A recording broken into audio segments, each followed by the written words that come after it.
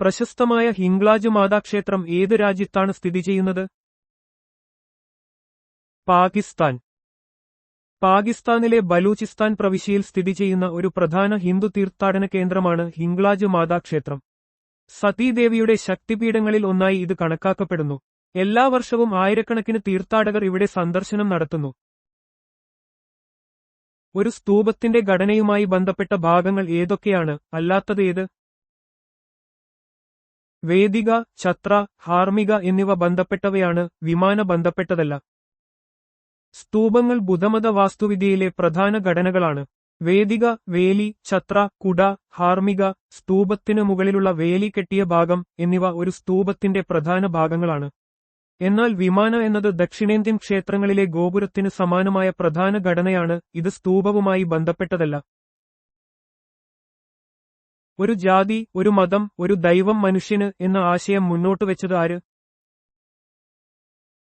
ശ്രീനാരായണ ഗുരു. ശ്രീനാരായണ ഗുരു കേരളത്തിലെ ഒരു മഹാനായ സാമൂഹിക പരിഷ്കർത്താവായിരുന്നു. ജാതിവിവേചനത്തിനെതിരെ പോരാടിയ അദ്ദേഹം മനുഷ്യരെല്ലാം തുല്യരാണെന്നും ഒരു ജാതിയും ഒരു മതവും ഒരു ദൈവവും മതി മനുഷ്യന് എന്നും പഠിപ്പിച്ചു. അദ്ദേഹത്തിന്റെ സന്ദേശങ്ങൾ സമൂഹത്തിൽ വലിയ മാറ്റങ്ങൾക്ക് വഴിയൊരുക്കി. 1819 മുതൽ 1827 വരെ ബോംബെ പ്രവിശ്യയുടെ ഗവർണർ ആരായിരുന്നു? Mount Stuart Elphinstone. ബ്രിട്ടീഷ് ഇന്ത്യയിലെ ഒരു ഭരണകർത്താവും ചരിത്രകാരനുമായിരുന്നു Mount Stuart Elphinstone. Bombay governor എന്ന നിലയിൽ അദ്ദേഹം വിദ്യാഭ്യാസ പരിഷ്കാരങ്ങൾക്കും പ്രാദേശിക ഭരണത്തിലും ശ്രദ്ധിച്ചു. പൂനെ ഡെക്കാൻ കോളേജ് സ്ഥാപിക്കുന്നതിലും അദ്ദേഹത്തിന് പങ്കുണ്ട്. ഇന്ത്യയിലെ ആദ്യത്തെ പരുത്തിമിൽ ഇവിടെ എപ്പോൾ സ്ഥാപിച്ചു? 1818 കൽക്കട്ടയിലെ ഫോർട്ട് ഗ്ലോസ്റ്ററിൽ. ഇന്ത്യയുടെ വ്യാവസായിക ചരിത്രത്തിലെ ഒരു പ്രധാന നാഴികക്കല്ലായിരുന്നു 1818 കൽക്കട്ടയിലെ ഫോർട്ട് ഗ്ലോസ്റ്ററിൽ ആദ്യത്തെ പരുത്തി മിൽ സ്ഥാപിച്ചത്. ഇത് ബ്രിട്ടീഷ് ഭരണത്തിൻ കീഴിൽ ഇന്ത്യയുടെ വ്യാവസായികവൽക്കരണത്തിനുള്ള ആദ്യ ശ്രമങ്ങളിലൊന്നായിരുന്നു. എന്നാൽ ഈ ആദ്യ മിൽ അധികം കാലം പ്രവർത്തിച്ചില്ല.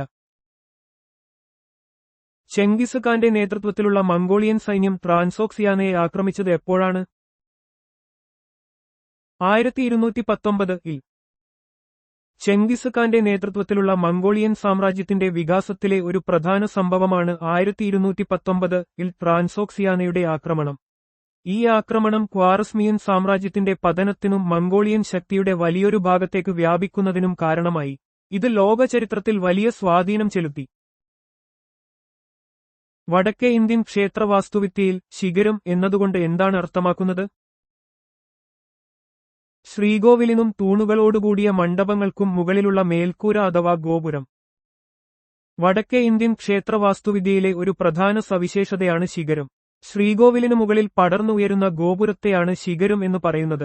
ഇത് ക്ഷേത്രത്തിന്റെ ഏറ്റവും ഉയരമുള്ള ഭാഗവും ഭഗവാന്റെ വാസസ്ഥലത്തെ സൂചിപ്പിക്കുന്നതുമാണ്. കോൺഗ്രസിന്റെയും മുസ്ലിം ലീഗിന്റെയും പ്രതിനിധികളുമായി ലോർഡ് വേവൽ എവിടെ വെച്ച് എപ്പോൾ കൂടിക്കാഴ്ച നടത്തി?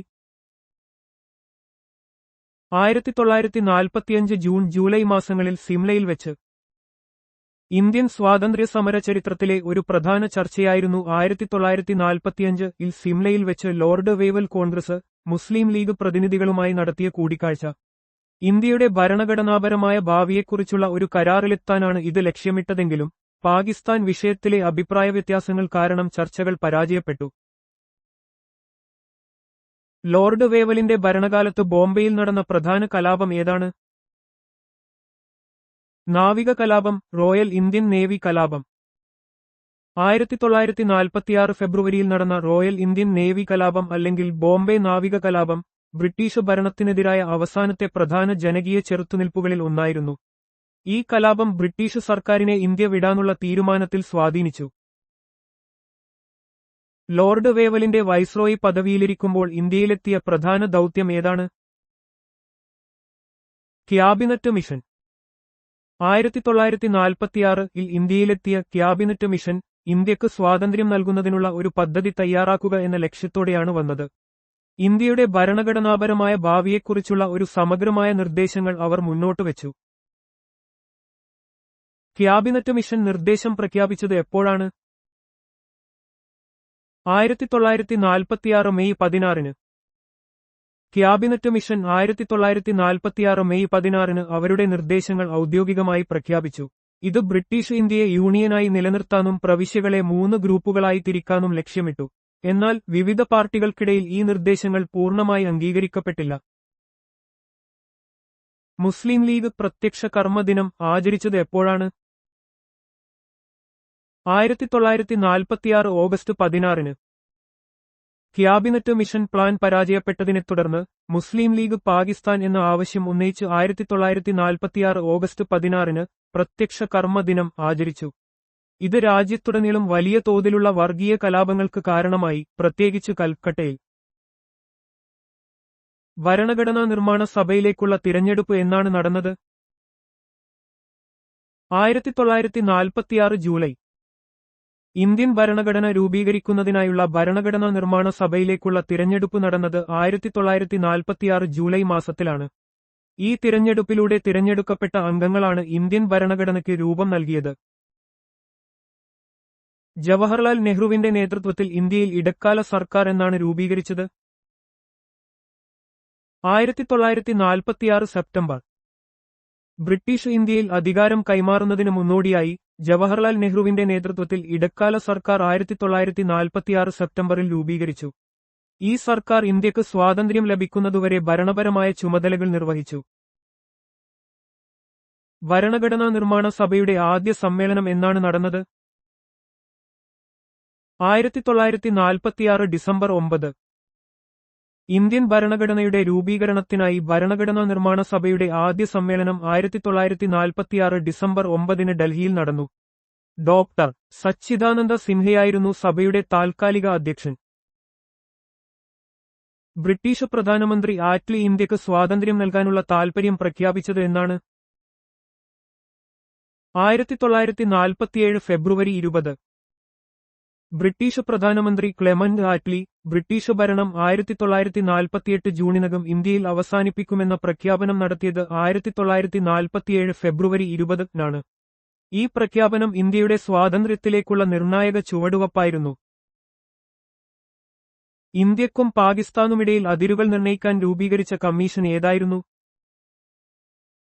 Radcliffe commission. ഇന്ത്യ വിഭജനത്തെ തുടർന്ന് ഇന്ത്യക്കും പാകിസ്ഥാനുമിടയിൽ അതിരുകൾ നിർണയിക്കുന്നതിനായി സർ സിറിൽ റാഡ്ക്ലിഫിന്റെ നേതൃത്വത്തിൽ റാഡ്ക്ലിഫ് കമ്മീഷൻ രൂപീകരിച്ചു. ഈ കമ്മീഷൻ തയ്യാറാക്കിയ അതിർത്തി രേഖയാണ് റാഡ്ക്ലിഫ് ലൈൻ എന്നറിയപ്പെടുന്നത്. ഇന്ത്യ വിഭജനം പ്രഖ്യാപിച്ച 3-ാം ജൂൺ പദ്ധതി അഥവാ മൗണ്ട് ബാറ്റൺ പദ്ധതി എന്നാണ് പ്രഖ്യാപിച്ചത്? 1947 ജൂൺ 3. ബ്രിട്ടീഷ് ഇന്ത്യയുടെ അവസാന വൈസ്രോയിയായ Lord Mountbatten 1947 June 3 India വിഭജിക്കാനുള്ള പദ്ധതി പ്രഖ്യാപിച്ചു. ഈ പദ്ധതി 3-ാം ജൂൺ പദ്ധതി അഥവാ മൗണ്ട് ബാറ്റൺ പദ്ധതി എന്നറിയപ്പെടുന്നു. ഇന്ത്യൻ സ്വാതന്ത്ര്യ ബിൽ ബ്രിട്ടീഷ് ചക്രവർത്തി അംഗീകരിച്ചത് എന്നാണ്? 1947 ജൂലൈ 18. ബ്രിട്ടീഷ് പാർലമെന്റ് പാസാക്കിയ ഇന്ത്യൻ സ്വാതന്ത്ര്യ ബില്ലിന് ബ്രിട്ടീഷ് ചക്രവർത്തിയുടെ അംഗീകാരം ലഭിച്ചത് 1947 ജൂലൈ 18 ഈ ബിൽ ഇന്ത്യയുടെയും പാകിസ്ഥാന്റെയും സ്വാതന്ത്ര്യം നിയമപരമായി ഉറപ്പുവരുത്തി. ഇന്ത്യക്ക് സ്വാതന്ത്ര്യം ലഭിച്ചത് എന്നാണ്? 1947 ഓഗസ്റ്റ് 15. ഇന്ത്യ ബ്രിട്ടീഷ് ഭരണത്തിൽ നിന്ന് സ്വാതന്ത്ര്യം നേടിയത് 1947 ഓഗസ്റ്റ് 15 എല്ലാ വർഷവും ഈ ദിവസം ഇന്ത്യയിൽ സ്വാതന്ത്ര്യദിനമായി ആഘോഷിക്കുന്നു. സ്വാതന്ത്ര്യം ലഭിക്കുന്ന സമയത്ത് ഇന്ത്യൻ പ്രദേശത്ത് എത്ര നാട്ടുരാജ്യങ്ങളുണ്ടായിരുന്നു? 565. 1947 ഇന്ത്യക്ക് സ്വാതന്ത്ര്യം ലഭിക്കുമ്പോൾ ഏകദേശം 565 നാട്ടുരാജ്യങ്ങൾ ഇന്ത്യൻ ഉപഭൂഖണ്ഡത്തിൽ നിലവിലുണ്ടായിരുന്നു. ഇവയെ ഇന്ത്യൻ യൂണിയനിൽ ലയിപ്പിക്കുന്നത് ഒരു വലിയ വെല്ലുവിളിയായിരുന്നു. സർദാർ വല്ലഭായി പട്ടേലാണ് ഈ ദൗത്യം വിജയകരമായി പൂർത്തിയാക്കിയത്. ബ്രിട്ടീഷ് ഇന്ത്യ വിഭജന പദ്ധതി അഖിലേന്ത്യാ കോൺഗ്രസ് എന്നാണ് എവിടെ വെച്ചാണ് അംഗീകരിച്ചത്? 1947 ജൂൺ 15 ന്യൂഡൽഹി. 1947 ജൂൺ 15 ന്യൂഡൽഹിയിൽ ചേർന്ന അഖിലേന്ത്യാ കോൺഗ്രസ് കമ്മിറ്റി യോഗത്തിൽ വെച്ചാണ് മൗണ്ട് ബാറ്റൺ പദ്ധതി പ്രകാരമുള്ള ഇന്ത്യ വിഭജനം അംഗീകരിച്ചത്. ഇത് ഒരു ദുഷ്കരമായ തീരുമാനമായിരുന്നുവെങ്കിലും അക്രമങ്ങൾ ഒഴിവാക്കുന്നതിന് അനിവാര്യമായി കണക്കാക്കപ്പെട്ടു. 1947 ജൂൺ 15 നാട്ടുരാജ്യങ്ങൾ സ്വാതന്ത്ര്യം പ്രഖ്യാപിക്കുന്നതുമായി ബന്ധപ്പെട്ട് അഖിലേന്ത്യാ കോൺഗ്രസ് കമ്മിറ്റി എന്തു നിലപാടാണ് സ്വീകരിച്ചത്? ഒരു നാട്ടുരാജ്യത്തിനും സ്വാതന്ത്ര്യം പ്രഖ്യാപിക്കാനും ഇന്ത്യയിൽ നിന്ന് വേറിട്ടു നിൽക്കാനും അവകാശമില്ലെന്ന് അത് പ്രസ്താവിച്ചു. ഇന്ത്യൻ യൂണിയനിൽ നാട്ടുരാജ്യങ്ങളെ സംയോജിപ്പിക്കുന്നതിൽ കോൺഗ്രസ് പാർട്ടിയുടെ ദൃഢമായ നിലപാടാണ് ഈ പ്രസ്താവനയിലൂടെ വ്യക്തമാകുന്നത്. സ്വതന്ത്ര ഇന്ത്യയുടെ അഖണ്ഡ ഉറപ്പാക്കുന്നതിൽ ഈ നിലപാട് നിർണായക പങ്ക് വഹിച്ചു. നാട്ടുരാജ്യ വകുപ്പ് എപ്പോഴാണ് സ്ഥാപിച്ചത്? അതിന്റെ ചുമതല ആർക്കാണ് നൽകിയിരുന്നത്? 1947 ജൂൺ സർദാർ വല്ലഭായ് പട്ടേൽ. 1947 ജൂണിൽ രൂപീകരിച്ച നാട്ടുരാജ്യ വകുപ്പിന്റെ ചുമതല സർദാർ വല്ലഭായ് പട്ടേലിനാണ് നൽകിയിരുന്നത്.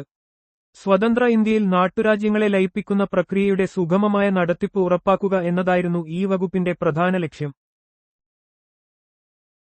നാട്ടുരാജ്യങ്ങളെ ഇന്ത്യൻ യൂണിയനിൽ ലയിപ്പിക്കുന്നതിന് ഉപയോഗിച്ച രണ്ട് പ്രധാന പ്രക്രിയകൾ എന്തൊക്കെയായിരുന്നു? ചെറിയ സംസ്ഥാനങ്ങളെ നിലവിലുള്ള പ്രവിശ്യകളുമായി ലയിപ്പിക്കുക, നിരവധി നാട്ടുരാജ്യങ്ങളെ സംയോജിപ്പിച്ച് വലിയ ഭരണ യൂണിയനുകൾ രൂപീകരിക്കുക. ചെറിയ നാട്ടുരാജ്യങ്ങളെ സമീപത്തുള്ള വലിയ പ്രവിശ്യകളുമായി ലയിപ്പിച്ചും വലിയ ഭരണ യൂണിയനുകൾ രൂപീകരിച്ചുമാണ് നാട്ടുരാജ്യങ്ങളുടെ സംയോജനം സാധ്യമാക്കിയത്. ഈ രണ്ട് തന്ത്രങ്ങളും ഇന്ത്യയുടെ രാഷ്ട്രീയ ഭൂപടം ഏകീകരിക്കുന്നതിൽ പ്രധാന പങ്ക് വഹിച്ചു.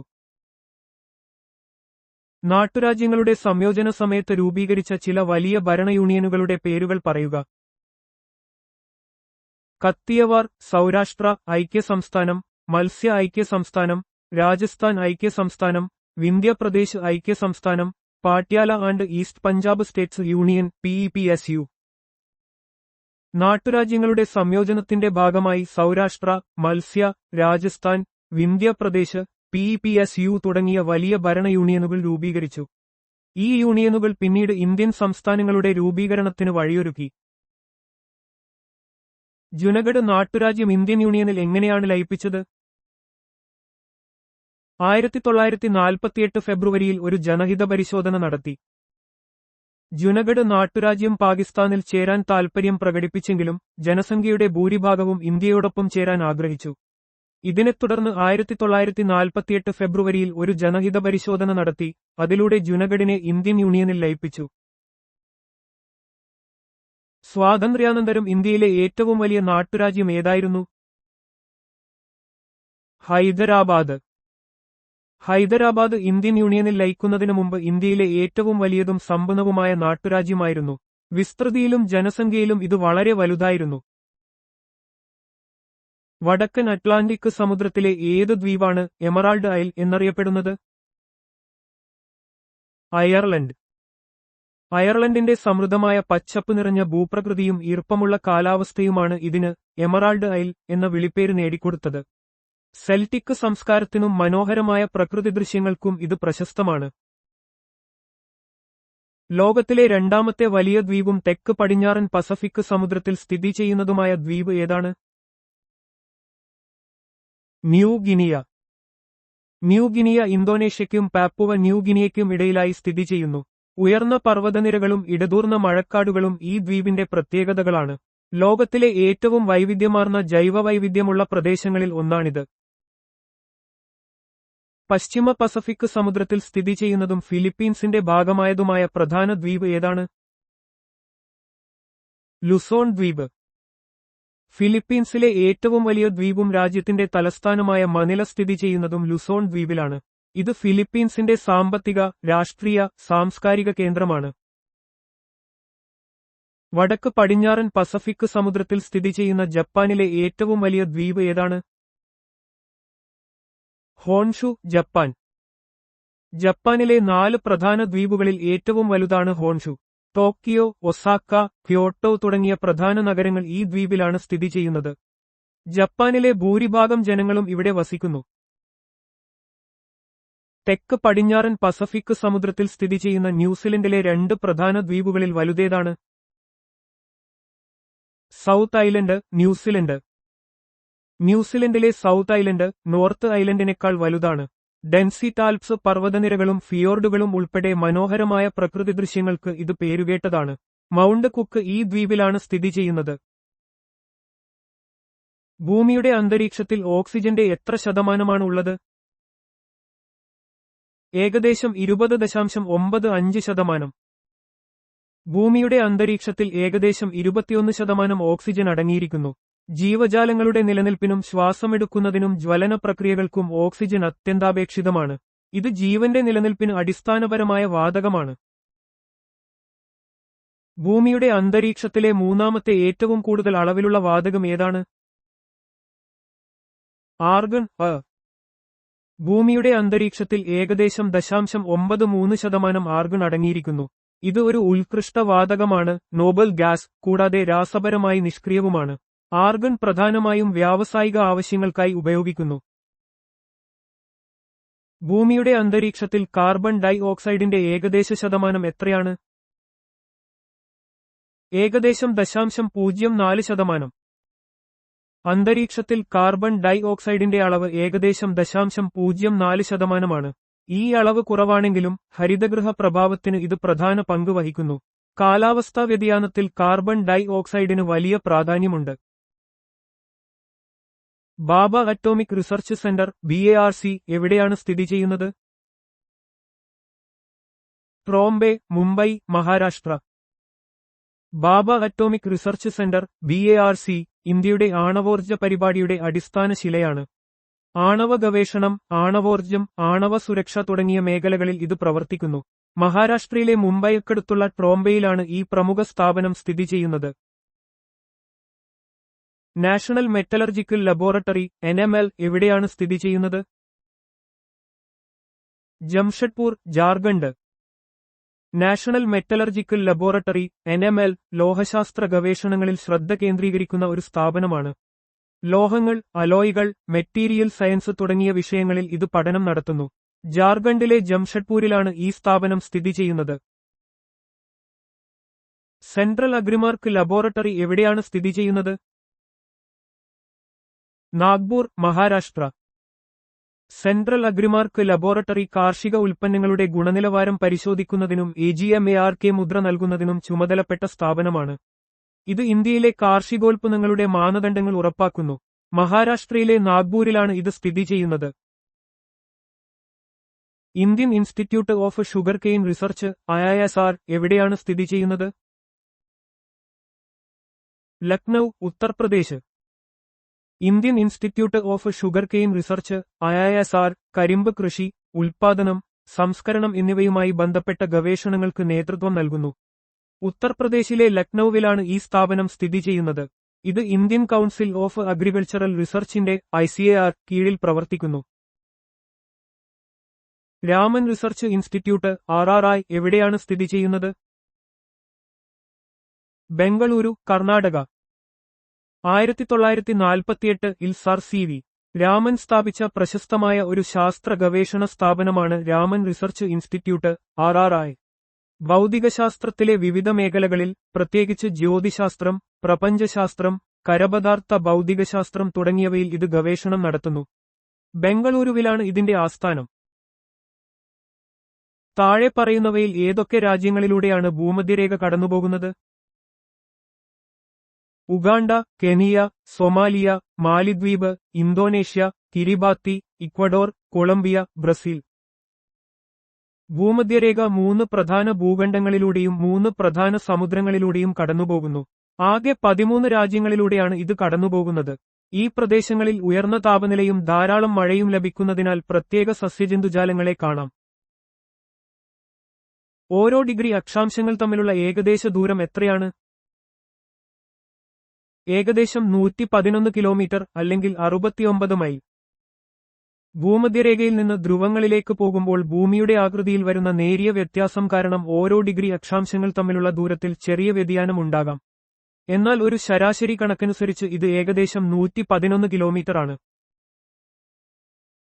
ഉത്തരധ്രുവത്തെയും ദക്ഷിണധ്രുവത്തെയും തമ്മിൽ ബന്ധിപ്പിക്കുന്ന സാങ്കൽപ്പിക രേഖകൾക്ക് എന്തു പറയുന്നു? രേഖാംശരേഖകൾ അല്ലെങ്കിൽ മെറിഡിയനുകൾ. രേഖാംശരേഖകൾ എന്നത് ഉത്തരധ്രുവത്തിൽ നിന്ന് ദക്ഷിണധ്രുവത്തിലേക്ക് നീളുന്ന സാങ്കൽപ്പിക ലംബരേഖകളാണ്. ഇവ സമയമേഖലകൾ നിർണ്ണയിക്കുന്നതിനും ഒരു സ്ഥലത്തിന്റെ കിഴക്ക് പടിഞ്ഞാറ് സ്ഥാനം കണ്ടെത്തുന്നതിനും സഹായകമാണ്. എല്ലാ രേഖാംശരേഖകളും ഒരേ നീളമുള്ളവയാണോ? അതെ, എല്ലാ രേഖാംശരേഖകളും ഒരേ നീളമുള്ളവയാണ്. ഉത്തരധ്രുവത്തിൽ നിന്ന് ദക്ഷിണധ്രുവത്തിലേക്ക് നീളുന്ന അർദ്ധവൃത്തങ്ങളായതിനാൽ എല്ലാ രേഖാംശരേഖകളും ഒരേ നീളമുള്ളവയാണ്. അക്ഷാംശരേഖകളിൽ നിന്ന് വ്യത്യസ്തമായി രേഖാംശരേഖകൾ പരസ്പരം ധ്രുവങ്ങളിൽ കൂടിച്ചേരുന്നു. ഇംഗ്ലണ്ടിലെ ഗ്രീൻവിച്ചിലുള്ള റോയൽ ഒബ്സർവേറ്ററിയിലൂടെ കടന്നുപോകുന്നതും ആഗോള സമയത്തിന്റെ അടിസ്ഥാനമായി കണക്കാക്കുന്നതുമായ 0 ഡിഗ്രി രേഖാംശരേഖ ഏതാണ്? ഗ്രീൻവിച്ച് മെറിഡിയൻ അല്ലെങ്കിൽ പ്രൈം മെറിഡിയൻ.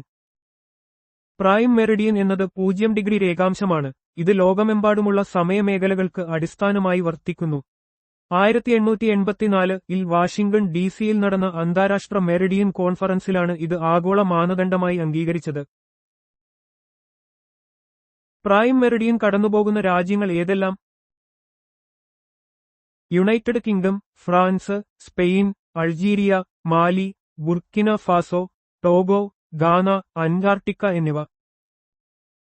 പ്രൈം മെറിഡിയൻ അഥവാ ഗ്രീൻവിച്ച് മെറിഡിയൻ 0 ഡിഗ്രി രേഖാംശമാണ്. ഇത് ഭൂമിയെ കിഴക്കും പടിഞ്ഞാറുമുള്ള അർദ്ധഗോളങ്ങളായി വിഭജിക്കുന്നു. ആഗോള സമയം നിർണ്ണയിക്കുന്നതിനുള്ള അടിസ്ഥാന റഫറൻസ് രേഖയാണിത്. 180 ഡിഗ്രി രേഖാംശരേഖ ഏതു പേരിലാണ് അറിയപ്പെടുന്നത്? അന്താരാഷ്ട്ര ദിനാങ്കരേഖ, ഇന്റർനാഷണൽ ഡേറ്റ് ലൈൻ. അന്താരാഷ്ട്ര ദിനാങ്കരേഖ എന്നത് 180 ഡിഗ്രി രേഖാംശത്തെ അടിസ്ഥാനമാക്കി വരച്ചിട്ടുള്ള ഒരു സാങ്കൽപ്പിക രേഖയാണ്. ഈ രേഖ കടന്നുപോകുന്നതിലൂടെ ഒരു കലണ്ടർ ദിവസത്തിൽ മാറ്റം വരുന്നു. ഇത് പസഫിക് സമുദ്രത്തിലൂടെയാണ് പ്രധാനമായും കടന്നുപോകുന്നത്. അന്താരാഷ്ട്ര ദിനാങ്കരേഖ പ്രധാനമായും എവിടെ കൂടിയാണ് കടന്നുപോകുന്നത്? അതിന്റെ പ്രധാന ധർമ്മം എന്താണ്? ഇത് പസഫിക് സമുദ്രത്തിന്റെ മധ്യഭാഗത്തുകൂടി കടന്നുപോകുന്നു. തുടർച്ചയായ 2 കലണ്ടർ ദിവസങ്ങളെ വേർതിരിക്കുക എന്നതാണ് ഇതിന്റെ പ്രധാന ധർമ്മം. അന്താരാഷ്ട്ര ദിനാങ്കരേഖ IDL പ്രധാനമായും പസഫിക് സമുദ്രത്തിലൂടെയാണ് കടന്നുപോകുന്നത്. ഈ രേഖ കടന്നുപോകുന്നതിലൂടെ കിഴക്കോട്ടോ പടിഞ്ഞാറോട്ടോ യാത്ര ചെയ്യുമ്പോൾ ഒരു ദിവസം കൂട്ടിച്ചേർക്കുകയോ കുറയ്ക്കുകയോ ചെയ്യുന്നു. ഇത് കലണ്ടർ ദിവസങ്ങളെ വേർതിരിക്കുന്നതിന് സഹായിക്കുന്നു. ഏത് ഭൂമിശാസ്ത്രപരമായ രേഖയെ അടിസ്ഥാനമാക്കിയാണ് അന്താരാഷ്ട്ര സ്റ്റാൻഡേർഡ് സമയം പ്രധാനമായും നിർണ്ണയിക്കുന്നത്? ഗ്രീൻവിച്ച് മെറിഡിയൻ അഥവാ prime meridian. Greenwich meridian 0 degree രേഖാംശം ആണ് അന്താരാഷ്ട്ര സ്റ്റാൻഡേർഡ് സമയത്തിന്റെ അടിസ്ഥാനം. ഇതിനെ ഗ്രീൻവിച്ച് മീൻ ടൈം GMT എന്നും അറിയപ്പെടുന്നു. ഇത് ലോകമെമ്പാടുമുള്ള സമയമേഖലകൾ നിർണ്ണയിക്കുന്നതിനുള്ള മാനകമായി വർത്തിക്കുന്നു. ഓരോ 1 ഡിഗ്രി രേഖാംശത്തിനും എത്ര സമയ വ്യത്യാസമുണ്ട്? 4 മിനിറ്റ്. ഭൂമി ഒരു ഭ്രമണം പൂർത്തിയാക്കാൻ ഏകദേശം 24 മണിക്കൂർ എടുക്കുന്നു. ഇത് 360 ഡിഗ്രി രേഖാംശത്തിന് തുല്യമാണ്. അതിനാൽ ഓരോ 1 ഡിഗ്രി രേഖാംശത്തിനും 4 മിനിറ്റ് സമയ വ്യത്യാസമുണ്ടാകും. 24 മണിക്കൂർ * 60 മിനിറ്റ് 360 ഡിഗ്രി = 4 മിനിറ്റ് ഡിഗ്രി. ഭൂമധ്യരേഖയും ഗ്രീൻവിച്ച് മെറിഡിയനും എവിടെ വെച്ചാണ് കൂടിച്ചേരുന്നത്? ആഫ്രിക്കൻ ഭൂഖണ്ഡത്തിന് പടിഞ്ഞാറ് ഗൾഫ് ഓഫ് ഗിനിയയിൽ വെച്ച്. ഭൂമധ്യരേഖ 0 ഡിഗ്രി അക്ഷാംശം, ഗ്രീൻവിച്ച് മെറിഡിയൻ 0 ഡിഗ്രി രേഖാംശം എന്നിവ ഗൾഫ് ഓഫ് ഗിനിയയിൽ പശ്ചിമ ആഫ്രിക്കൻ തീരത്തോട് ചേർന്ന് കൂടിച്ചേരുന്നു. ഇത് ഭൂമിയിലെ ഒരു സുപ്രധാന ഭൂമിശാസ്ത്രപരമായ സ്ഥാനമാണ്. ഉത്തരായനരേഖയുടെ ട്രോപ്പിക് ഓഫ് ക്യാൻസർ അക്ഷാംശം എത്രയാണ്? 23.5 ഡിഗ്രി വടക്ക് അല്ലെങ്കിൽ 23.1/2 ഡിഗ്രി N. ഉത്തരായനരേഖ ട്രോപ്പിക് ഓഫ് ക്യാൻസർ എന്നത് ഭൂമധ്യരേഖയ്ക്ക് 23.5 ഡിഗ്രി വടക്കായി സ്ഥിതി ചെയ്യുന്ന ഒരു സാങ്കൽപ്പിക അക്ഷാംശരേഖയാണ്. ജൂൺ മാസത്തിൽ സൂര്യൻ ലംബമായി പതിക്കുന്നതിന്റെ വടക്കേ അതിരാണിത്. ഉത്തരായനരേഖ ട്രോപ്പിക് ഓഫ് ക്യാൻസർ കടന്നുപോകുന്ന രാജ്യങ്ങളിൽ ചിലത് ഏതെല്ലാം? ഹവായ് ദ്വീപ്, USA, മെക്സിക്കോ, ബഹാമാസ്, മാലി, പശ്ചിമ Sahara, Mauritania, Niger, Algeria, Libya, Saudi Arabia, Egypt, UAE, India, Bangladesh, Myanmar, China, Oman, Taiwan. ഉത്തരായനരേഖ ലോകമെമ്പാടുമുള്ള നിരവധി രാജ്യങ്ങളിലൂടെ കടന്നുപോകുന്നു. ഈ രാജ്യങ്ങളുടെ പേരുകൾ ഭൂമിശാസ്ത്രപരമായ അറിവ് വർദ്ധിപ്പിക്കുന്നതിനും മത്സരപരീക്ഷകളിൽ ചോദ്യങ്ങൾക്ക് ഉത്തരം നൽകുന്നതിനും പ്രധാനമാണ്. ഇന്ത്യയിലൂടെ കടന്നുപോകുന്ന 8 സംസ്ഥാനങ്ങളും ഇതിൽ ഉൾപ്പെടുന്നു. ദക്ഷിണായനരേഖയുടെ ട്രോപ്പിക് ഓഫ് കാപ്രിക്കോൺ അക്ഷാംശം എത്രയാണ്? 23.5 ഡിഗ്രി തെക്ക് അല്ലെങ്കിൽ 23.1/2 ഡിഗ്രി S. ദക്ഷിണായനരേഖ ട്രോപ്പിക് ഓഫ് കാപ്രിക്കോൺ എന്നത് ഭൂമധ്യരേഖയ്ക്ക് 23.5 ഡിഗ്രി തെക്കായി സ്ഥിതി ചെയ്യുന്ന ഒരു സാങ്കൽപ്പിക അക്ഷാംശരേഖയാണ്. ഡിസംബർ മാസത്തിൽ സൂര്യൻ ലംബമായി പതിക്കുന്നതിന്റെ തെക്കേ അതിരാണിത്. ദക്ഷിണായനരേഖ ട്രോപ്പിക് ഓഫ് കാപ്രിക്കോൺ കടന്നുപോകുന്ന രാജ്യങ്ങളിൽ ചിലത് ഏതെല്ലാം? Argentina, Brazil, Chile, Paraguay, Namibia, Botswana, ദക്ഷിണാഫ്രിക്ക, Mozambique, Madagascar, French Polynesia, Tonga, Australia. ദക്ഷിണായനരേഖ തെക്കേ അമേരിക്ക, ആഫ്രിക്ക, ഓസ്ട്രേലിയ എന്നീ ഭൂഖണ്ഡങ്ങളിലെ നിരവധി രാജ്യങ്ങളിലൂടെ കടന്നുപോകുന്നു. ഈ രാജ്യങ്ങളെക്കുറിച്ചുള്ള അറിവ് ഭൂമിശാസ്ത്രപരമായ ചോദ്യങ്ങൾക്ക് ഉത്തരം നൽകുന്നതിന് സഹായകമാകും. ഭൂമധ്യരേഖയും ഉത്തരായനരേഖയും ദക്ഷിണായനരേഖയും കടന്നുപോകുന്ന ഏക ഭൂഖണ്ഡം ഏതാണ്? ആഫ്രിക്ക. ആഫ്രിക്കൻ ഭൂഖണ്ഡമാണ് ഭൂമധ്യരേഖയും ഉത്തരായനരേഖയും ദക്ഷിണായനരേഖയും കടന്നുപോകുന്ന ഏക ഭൂഖണ്ഡം. ഈ മൂന്ന് പ്രധാന അക്ഷാംശരേഖകളും കടന്നുപോകുന്നതിനാൽ ഭൂമിശാസ്ത്രപരമായി ആഫ്രിക്കയ്ക്ക് അതുല്യമായ സ്ഥാനമുണ്ട്. ഇത് അവിടുത്തെ കാലാവസ്ഥയെയും ജൈവവൈവിധ്യത്തെയും കാര്യമായി സ്വാധീനിക്കുന്നു. ഉത്തരാർദ്ധഗോളത്തിൽ വർഷത്തിലെ ഏറ്റവും ദൈർഘ്യമുള്ള പകൽ ഏത് ദിവസമാണ്? ജൂൺ 20 അല്ലെങ്കിൽ 21 ഉഷ്ണകാല അയനാന്തം. ഉത്തരാർദ്ധഗോളത്തിൽ വർഷത്തിലെ ഏറ്റവും ദൈർഘ്യമുള്ള പകൽ ജൂൺ 20 അല്ലെങ്കിൽ 21 സംഭവിക്കുന്നത്. ഇത് ഉഷ്ണകാല അയനാന്തം സമ്മർ സോൾസ്റ്റിസ് എന്നറിയപ്പെടുന്നു. ഈ ദിവസം സൂര്യൻ ഉത്തരായനരേഖയ്ക്ക് നേർമുകളിൽ വരുന്നു. ഇത് ഏറ്റവും കൂടുതൽ സൂര്യപ്രകാശം ലഭിക്കുന്നതിന് കാരണമാകുന്നു. ഉത്തരാർദ്ധഗോളത്തിൽ വർഷത്തിലെ ഏറ്റവും ദൈർഘ്യം കുറഞ്ഞ പകൽ ഏത് ദിവസമാണ്? ഡിസംബർ 21 അല്ലെങ്കിൽ 22 ശൈത്യകാല അയനാന്തം. ഉത്തരാർദ്ധഗോളത്തിൽ വർഷത്തിലെ ഏറ്റവും ദൈർഘ്യം കുറഞ്ഞ പകൽ ഡിസംബർ 21 അല്ലെങ്കിൽ 22 സംഭവിക്കുന്നത്. ഇത് ശൈത്യകാല അയനാന്തം വിന്റർ സോൾസ്റ്റിസ് എന്നറിയപ്പെടുന്നു. ഈ ദിവസം സൂര്യൻ ദക്ഷിണായനരേഖയ്ക്ക് നേർമുകളിൽ വരുന്നു. ഇത് ഉത്തരാർദ്ധഗോളത്തിൽ ഏറ്റവും കുറഞ്ഞ സൂര്യപ്രകാശം ലഭിക്കുന്നതിന് കാരണമാകുന്നു. ദക്ഷിണാർദ്ധഗോളത്തിൽ വർഷത്തിലെ ഏറ്റവും ദൈർഘ്യമുള്ള പകൽ ഏത് ദിവസമാണ്? ഡിസംബർ 21 അല്ലെങ്കിൽ 22. ദക്ഷിണാർദ്ധഗോളത്തിൽ വർഷത്തിലെ ഏറ്റവും ദൈർഘ്യമുള്ള പകൽ ഡിസംബർ 21 അല്ലെങ്കിൽ 22 ഈ ദിവസം സൂര്യൻ ദക്ഷിണായനരേഖയ്ക്ക് നേർമുകളിൽ വരുന്നതിനാൽ ദക്ഷിണാർദ്ധഗോളത്തിന് ഏറ്റവും കൂടുതൽ സൂര്യപ്രകാശം ലഭിക്കുന്നു. ഈ പ്രതിഭാസം അവിടെ ഉഷ്ണകാല അയനാന്തമായി സമ്മർ സോൾസ്റ്റിസ് കണക്കാക്കപ്പെടുന്നു. 23.5 ഡിഗ്രി വടക്ക് അക്ഷാംശത്തിനും 23.5 ഡിഗ്രി തെക്ക് അക്ഷാംശത്തിനും ഇടയിലുള്ള ഭൂമിശാസ്ത്രപരമായ മേഖല ഏതാണ്? ഉഷ്ണമേഖല. ഭൂമധ്യരേഖയ്ക്ക് ഇരുവശത്തുമായി 23.5 ഡിഗ്രി വടക്ക് അക്ഷാംശത്തിനും 23.5 ഡിഗ്രി തെക്ക് അക്ഷാംശത്തിനും ഇടയിലുള്ള പ്രദേശമാണ് ഉഷ്ണമേഖല ട്രോപ്പിക്കൽ സോൺ.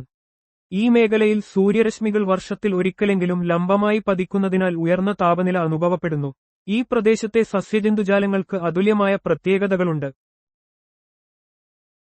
ഇരു അർദ്ധഗോളങ്ങളിലും 23.5 ഡിഗ്രിനും 66.5 ഡിഗ്രി അക്ഷാംശങ്ങൾക്കും ഇടയിലുള്ള ഭൂമിശാസ്ത്രപരമായ മേഖല ഏതാണ്?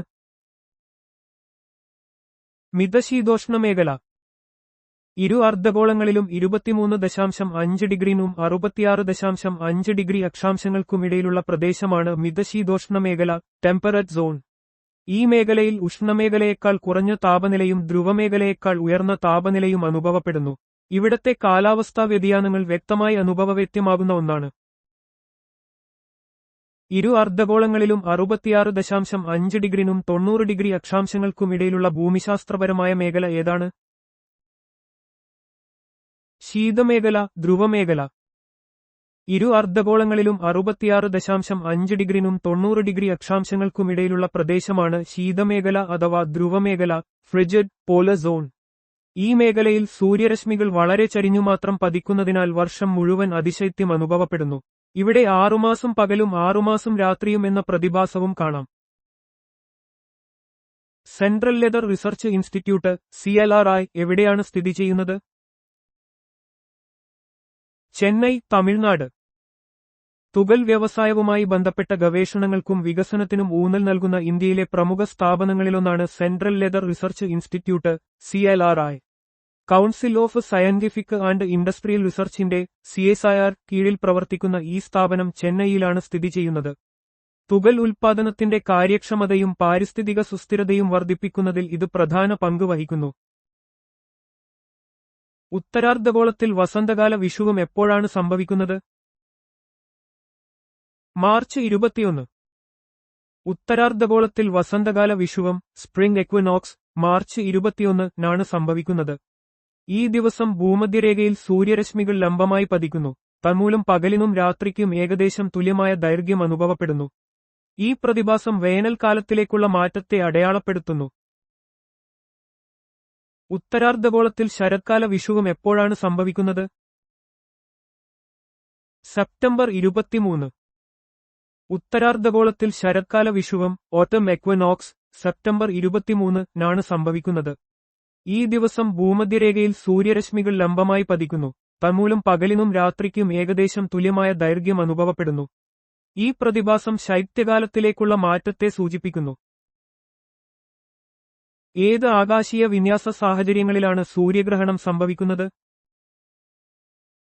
സൂര്യനും ഭൂമിക്കുമിടയിൽ ചന്ദ്രൻ നേരിട്ടു വരുന്ന അമാവാസി ദിവസങ്ങളിലാണ് സൂര്യഗ്രഹണം സംഭവിക്കുന്നത്. സൂര്യഗ്രഹണം സംഭവിക്കുന്നത് സൂര്യനും ഭൂമിക്കുമിടയിൽ ചന്ദ്രൻ വരുമ്പോഴാണ്. ഈ സാഹചര്യത്തിൽ ചന്ദ്രൻ സൂര്യനെ ഭാഗികമായോ പൂർണ്ണമായോ മറക്കുകയും ഭൂമിയിൽ നിഴൽ വീഴ്ത്തുകയും ചെയ്യുന്നു. ഇത് സാധാരണയായി അമാവാസി ദിവസങ്ങളിലാണ് കാണപ്പെടുന്നത്. എന്നാൽ എല്ലാ അമാവാസിയിലും സൂര്യഗ്രഹണം സംഭവിക്കാറില്ല. കാരണം ചന്ദ്രന്റെ ഭ്രമണപഥം ഭൂമിയുടെ ഭ്രമണപഥവുമായി അല്പം ചരിഞ്ഞതാണ്. ഒരു പൂർണ്ണ സൂര്യഗ്രഹണ സമയത്ത് ഗ്രഹണത്തിന് തൊട്ടുമുമ്പോ ശേഷമോ സൂര്യന്റെ ബാഹ്യഭാഗങ്ങൾ ഒരു തിളക്കമുള്ള വളയം പോലെ പ്രകാശിക്കുന്ന പ്രതിഭാസം എന്താണ്? ഡയമണ്ട് റിംഗ് പ്രഭാവം. സൂര്യഗ്രഹണത്തിന്റെ ആരംഭത്തിലോ അവസാനത്തിലോ ചന്ദ്രൻ സൂര്യനെ പൂർണ്ണമായി മറയ്ക്കുന്നതിന് തൊട്ടുമുമ്പ് സൂര്യന്റെ അവസാനത്തെ പ്രകാശരശ്മികൾ ചന്ദ്രന്റെ താഴ്വരകളിലൂടെ കടന്നുപോകുമ്പോൾ ഒരു പ്രകാശിക്കുന്ന വജ്രമോതിരം പോലെ കാണപ്പെടുന്നു. ഇത് സൂര്യന്റെ കൊറോണയുടെ ഭംഗി വർദ്ധിപ്പിക്കുന്ന ഒരു മനോഹരമായ കാഴ്ചയാണ്. ഏത് ആകാശഗോളങ്ങളുടെ ക്രമീകരണത്തിലാണ് ഒരു ചന്ദ്രഗ്രഹണം സംഭവിക്കുന്നത്? ഒരു പൗർണമി ദിനത്തിൽ സൂര്യനും ചന്ദ്രനുമിടയിൽ ഭൂമി നേരിട്ടു വരുമ്പോൾ ചന്ദ്രഗ്രഹണം സംഭവിക്കുന്നു.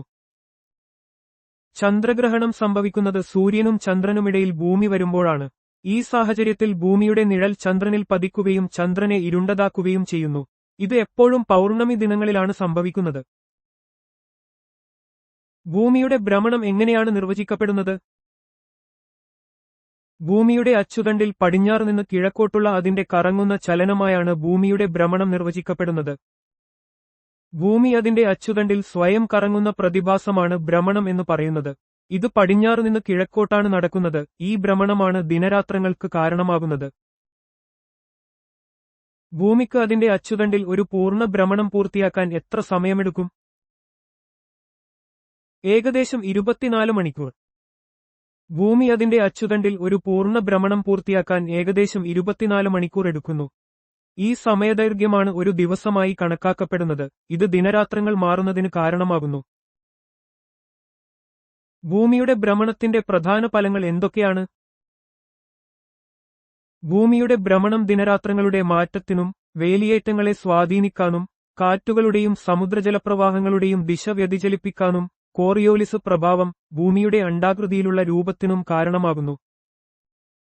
ഭൂമിയുടെ ഭ്രമണം ദിനരാത്രങ്ങൾ, വേലിയേറ്റങ്ങൾ, കാറ്റിന്റെയും സമുദ്രജലപ്രവാഹങ്ങളുടെയും ദിശാമാറ്റം, കോറിയോലിസ് പ്രഭാവം, ഭൂമിയുടെ ധ്രുവങ്ങളിലെ പരന്ന രൂപം എന്നിവയ്ക്ക് കാരണമാകുന്നു.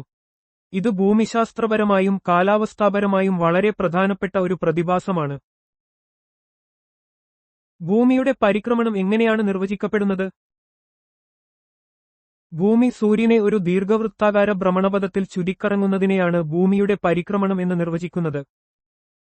ഭൂമി സൂര്യനെ ഒരു നിശ്ചിത ഭ്രമണപഥത്തിലൂടെ ചുറ്റിക്കറങ്ങുന്നതിനെയാണ് പരിക്രമണം എന്ന് പറയുന്നത്. ഈ ചലനം ഒരു ദീർഘവൃത്താകാരമായ പാതയിലാണ് നടക്കുന്നത്. ഇത് വർഷത്തിലെ വിവിധ കാലങ്ങൾക്കും താപനില മാറ്റങ്ങൾക്കും കാരണമാകുന്നു.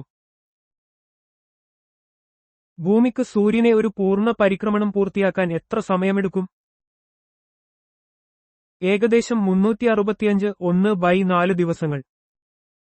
ഭൂമിക്ക് സൂര്യനെ ഒരു പൂർണ്ണ പരിക്രമണം പൂർത്തിയാക്കാൻ ഏകദേശം 365 1/4 ദിവസങ്ങൾ, ഒരു വർഷം എടുക്കുന്നു. ഈ അധിക കാൽ ദിവസം ഓരോ 4 വർഷം കൂടുമ്പോഴും ഫെബ്രുവരി മാസത്തിൽ ഒരു അധിക ദിവസമായി അതിവർഷം കൂട്ടിച്ചേർക്കുന്നു. സൂര്യനു ചുറ്റുമുള്ള ഭൂമിയുടെ പരിക്രമണത്തിന്റെ പ്രധാന ഫലങ്ങൾ എന്തൊക്കെയാണ്? ഭൂമിയുടെ പരിക്രമണം വർഷം മുഴുവൻ ദിനരാത്രങ്ങളുടെ ദൈർഘ്യത്തിൽ വ്യതിയാനങ്ങൾക്കും മധ്യാഹ്ന സൂര്യന്റെ ഉയരത്തിലുള്ള മാറ്റങ്ങൾക്കും ഋതുഭേദങ്ങൾക്കും കാരണമാകുന്നു. സൂര്യനെ ചുറ്റിയുള്ള ഭൂമിയുടെ പരിക്രമണമാണ് ഭൂമിയിലെ പ്രധാനപ്പെട്ട പ്രതിഭാസങ്ങളായ ഋതുഭേദങ്ങൾ, ദിനരാത്രങ്ങളുടെ ദൈർഘ്യത്തിലെ വ്യത്യാസങ്ങൾ, മധ്യാഹ്ന സൂര്യന്റെ ഉയരത്തിലുള്ള മാറ്റങ്ങൾ എന്നിവയ്ക്ക് പ്രധാന കാരണം. ഭൂമിയുടെ അച്ചുതണ്ടിന്റെ ചരിവും ഇതിന് സഹായകമാകുന്നു. AD 1492 കരീബിയൻ ദ്വീപുകൾ, മധ്യ അമേരിക്ക, തെക്കേ അമേരിക്ക എന്നിവിടങ്ങൾ കണ്ടെത്തിയതായി അംഗീകരിക്കപ്പെടുന്നത് ആരെയാണ്? Christopher Columbus. 1492 Christopher Columbus Atlantic സമുദ്രം താണ്ടി അമേരിക്കൻ ഭൂഖണ്ഡത്തിലെത്തി. ഇത് യൂറോപ്പും അമേരിക്കയും തമ്മിലുള്ള ബന്ധത്തിന് തുടക്കമിട്ടു. ഈ യാത്രകൾ കരീബിയൻ ദ്വീപുകളിലേക്കും മധ്യ, തെക്കേ അമേരിക്കയുടെ തീരപ്രദേശങ്ങളിലേക്കുമുള്ള വഴി തുറന്നു. National dairy research institute NDRI എവിടെയാണ് സ്ഥിതി ചെയ്യുന്നത്? കർണാൽ, ഹരിയാന. ക്ഷീരമേഖലയിലെ ഗവേഷണങ്ങൾക്കും പരിശീലനത്തിനും ദേശീയ പ്രാധാന്യമുള്ള ഒരു സ്ഥാപനമാണ് national dairy research institute NDRI. ഹരിയാനയിലെ കർണാലിലാണ് ഇത് സ്ഥിതി ചെയ്യുന്നത്. രാജ്യത്തെ പാൽ ഉൽപാദനം വർദ്ധിപ്പിക്കുന്നതിനും ക്ഷീര ഉൽപ്പന്നങ്ങളുടെ ഗുണനിലവാരം മെച്ചപ്പെടുത്തുന്നതിനും NDRI ഗണ്യമായ സംഭാവനകൾ നൽകിയിട്ടുണ്ട്. National institute of occupational health NIOH എവിടെയാണ് സ്ഥിതി ചെയ്യുന്നത്? അഹമ്മദാബാദ്, ഗുജറാത്ത്. ജോലിസ്ഥലത്തെ ആരോഗ്യപ്രശ്നങ്ങളെയും രോഗങ്ങളെയും കുറിച്ച് പഠിക്കുകയും പരിഹാരങ്ങൾ കണ്ടെത്തുകയും ചെയ്യുന്ന ഒരു സ്ഥാപനമാണ് national institute of occupational health NIOH. ഗുജറാത്തിലെ അഹമ്മദാബാദിലാണ് ഇതിന്റെ ആസ്ഥാനം. തൊഴിലാളികളുടെ ആരോഗ്യം സംരക്ഷിക്കുന്നതിനും തൊഴിൽ സുരക്ഷ ഉറപ്പാക്കുന്നതിനും ഇത് നിർണായക പങ്ക് വഹിക്കുന്നു. CPR എൻവയോൺമെന്റൽ എഡ്യൂക്കേഷൻ സെന്റർ എവിടെയാണ് സ്ഥിതി ചെയ്യുന്നത്? ചെന്നൈ, തമിഴ്നാട്. പരിസ്ഥിതി വിദ്യാഭ്യാസത്തിനും ഗവേഷണത്തിനുമായി പ്രവർത്തിക്കുന്ന ഒരു പ്രമുഖ സ്ഥാപനമാണ് CPR എൻവയോൺമെന്റൽ എഡ്യൂക്കേഷൻ സെന്റർ. ചെന്നൈയിലാണ് ഇത് സ്ഥിതി ചെയ്യുന്നത്. പരിസ്ഥിതി സംരക്ഷണത്തെക്കുറിച്ചുള്ള അവബോധം വളർത്തുന്നതിലും സുസ്ഥിര വികസന രീതികൾ പ്രോത്സാഹിപ്പിക്കുന്നതിലും ഈ കേന്ദ്രം സജീവമാണ്. Central tobacco research institute CTRI എവിടെയാണ് സ്ഥിതി ചെയ്യുന്നത്? രാജമുണ്ട്രി, ആന്ധ്രാപ്രദേശ്. പുകയില കൃഷിയുമായി ബന്ധപ്പെട്ട ഗവേഷണങ്ങൾക്കും വികസനത്തിനും നേതൃത്വം നൽകുന്ന സ്ഥാപനമാണ് central tobacco research institute CTRI. ആന്ധ്രാപ്രദേശിലെ രാജമുണ്ട്രിയിലാണ് ഇത് സ്ഥിതി ചെയ്യുന്നത്. പുകയിലയുടെ വിളവ്, ഗുണമേന്മ, രോഗപ്രതിരോധശേഷി എന്നിവ മെച്ചപ്പെടുത്തുന്നതിന് ഈ സ്ഥാപനം സംഭാവനകൾ നൽകുന്നു. ഷുഗർകെയിൻ ബ്രീഡിംഗ് ഇൻസ്റ്റിറ്റ്യൂട്ട് SBI എവിടെയാണ് സ്ഥിതി ചെയ്യുന്നത്? കോയമ്പത്തൂർ, തമിഴ്നാട്. കരിമ്പ് കൃഷിയുടെ ഗവേഷണത്തിനും പുതിയ ഇനങ്ങൾ വികസിപ്പിക്കുന്നതിനും ഊന്നൽ നൽകുന്ന സ്ഥാപനമാണ് ഷുഗർകെയിൻ ബ്രീഡിംഗ് ഇൻസ്റ്റിറ്റ്യൂട്ട് SBI. തമിഴ്നാട്ടിലെ കോയമ്പത്തൂരിലാണ് ഇത് സ്ഥിതി ചെയ്യുന്നത്. കരിമ്പ് ഉൽപാദനം വർദ്ധിപ്പിക്കുന്നതിനും കർഷകർക്ക് മികച്ച ഇനങ്ങൾ ലഭ്യമാക്കുന്നതിനും ഈ സ്ഥാപനം നിർണായക പങ്ക് വഹിക്കുന്നു. ഫോറസ്റ്റ് റിസർച്ച് ഇൻസ്റ്റിറ്റ്യൂട്ട് FRI എവിടെയാണ് സ്ഥിതി ചെയ്യുന്നത്? ഡെറാഡൂൺ, ഉത്തരാഖണ്ഡ്. വനവൽക്കരണം, വനശാസ്ത്രം, മരം സംരക്ഷണം എന്നിവയുമായി ബന്ധപ്പെട്ട ഗവേഷണങ്ങൾ നടത്തുന്ന ഒരു ദേശീയ സ്ഥാപനമാണ് ഫോറസ്റ്റ് റിസർച്ച് ഇൻസ്റ്റിറ്റ്യൂട്ട് FRI. ഉത്തരാഖണ്ഡിലെ ഡെറാഡൂണിലാണ് ഇത് സ്ഥിതി ചെയ്യുന്നത്. ഇന്ത്യയിലെ വനസമ്പത്ത് സംരക്ഷിക്കുന്നതിനും സുസ്ഥിരമായ വന മാനേജ്മെന്റ് രീതികൾ പ്രോത്സാഹിപ്പിക്കുന്നതിനും ഈ സ്ഥാപനം സംഭാവന നൽകുന്നു. Ramakrishna mission institute of culture എവിടെയാണ് സ്ഥിതി ചെയ്യുന്നത്? കൊൽക്കത്ത, പശ്ചിമ ബംഗാൾ. രാമകൃഷ്ണ മിഷന്റെ ഭാഗമായി സാംസ്കാരികവും വിദ്യാഭ്യാസപരവുമായ പ്രവർത്തനങ്ങൾ പ്രോത്സാഹിപ്പിക്കുന്ന ഒരു സ്ഥാപനമാണ് Ramakrishna mission institute of culture. പശ്ചിമ ബംഗാളിലെ കൊൽക്കത്തയിലാണ് ഇത് സ്ഥിതി ചെയ്യുന്നത്. ഇന്ത്യൻ സംസ്കാരത്തെയും ആത്മീയ പാരമ്പര്യങ്ങളെയും കുറിച്ച് പഠിക്കാനും പ്രചരിപ്പിക്കാനും ഈ സ്ഥാപനം സഹായിക്കുന്നു. Centre for nano and soft matter sciences CNS എവിടെയാണ് സ്ഥിതി ചെയ്യുന്നത്? ബംഗളൂരു, കർണാടക. നാനോശാസ്ത്രം, സോഫ്റ്റ് മാറ്റർ ശാസ്ത്രം എന്നീ മേഖലകളിൽ അത്യാധുനിക ഗവേഷണങ്ങൾ നടത്തുന്ന ഒരു സ്വയംഭരണ സ്ഥാപനമാണ് centre for nano and soft matter sciences CNS. ഇത് കർണാടകയിലെ ബംഗളൂരുവിലാണ് സ്ഥിതി ചെയ്യുന്നത്. പുതിയ സാങ്കേതികവിദ്യകളുടെ വികസനത്തിനും ശാസ്ത്രജ്ഞർക്ക് പരിശീലനം നൽകുന്നതിനും ഈ കേന്ദ്രം സംഭാവനകൾ നൽകുന്നു. വടക്കുപടിഞ്ഞാറൻ ആഫ്രിക്കയിൽ സ്ഥിതി ചെയ്യുന്ന അറ്റ്ലസ് പർവ്വതനിരകളിലെ ഏറ്റവും ഉയരം കൂടിയ കൊടുമുടി ഏതാണ്? ടൂബ്കാൽ. മൗണ്ട് ടൂബ്കാൽ വടക്കേ ആഫ്രിക്കയിലെ അറ്റ്ലസ് പർവ്വതനിരകളിലെ ഏറ്റവും ഉയരം കൂടിയ കൊടുമുടിയാണ്. മൊറോക്കോയിൽ സ്ഥിതി ചെയ്യുന്ന ഇതിന് 4167 മീറ്റർ 13,671 അടി ഉയരമുണ്ട്. കിഴക്കൻ റഷ്യയിലെ വെർക്കോയാൻസ്ക് പർവ്വതനിരകളിലെ ഏറ്റവും ഉയരം കൂടിയ കൊടുമുടി ഏതാണ്? മസ് കായ. വെർക്കോയാൻസ്ക് പർവ്വതനിരകൾ കിഴക്കൻ സൈബീരിയയിലാണ് സ്ഥിതി ചെയ്യുന്നത്.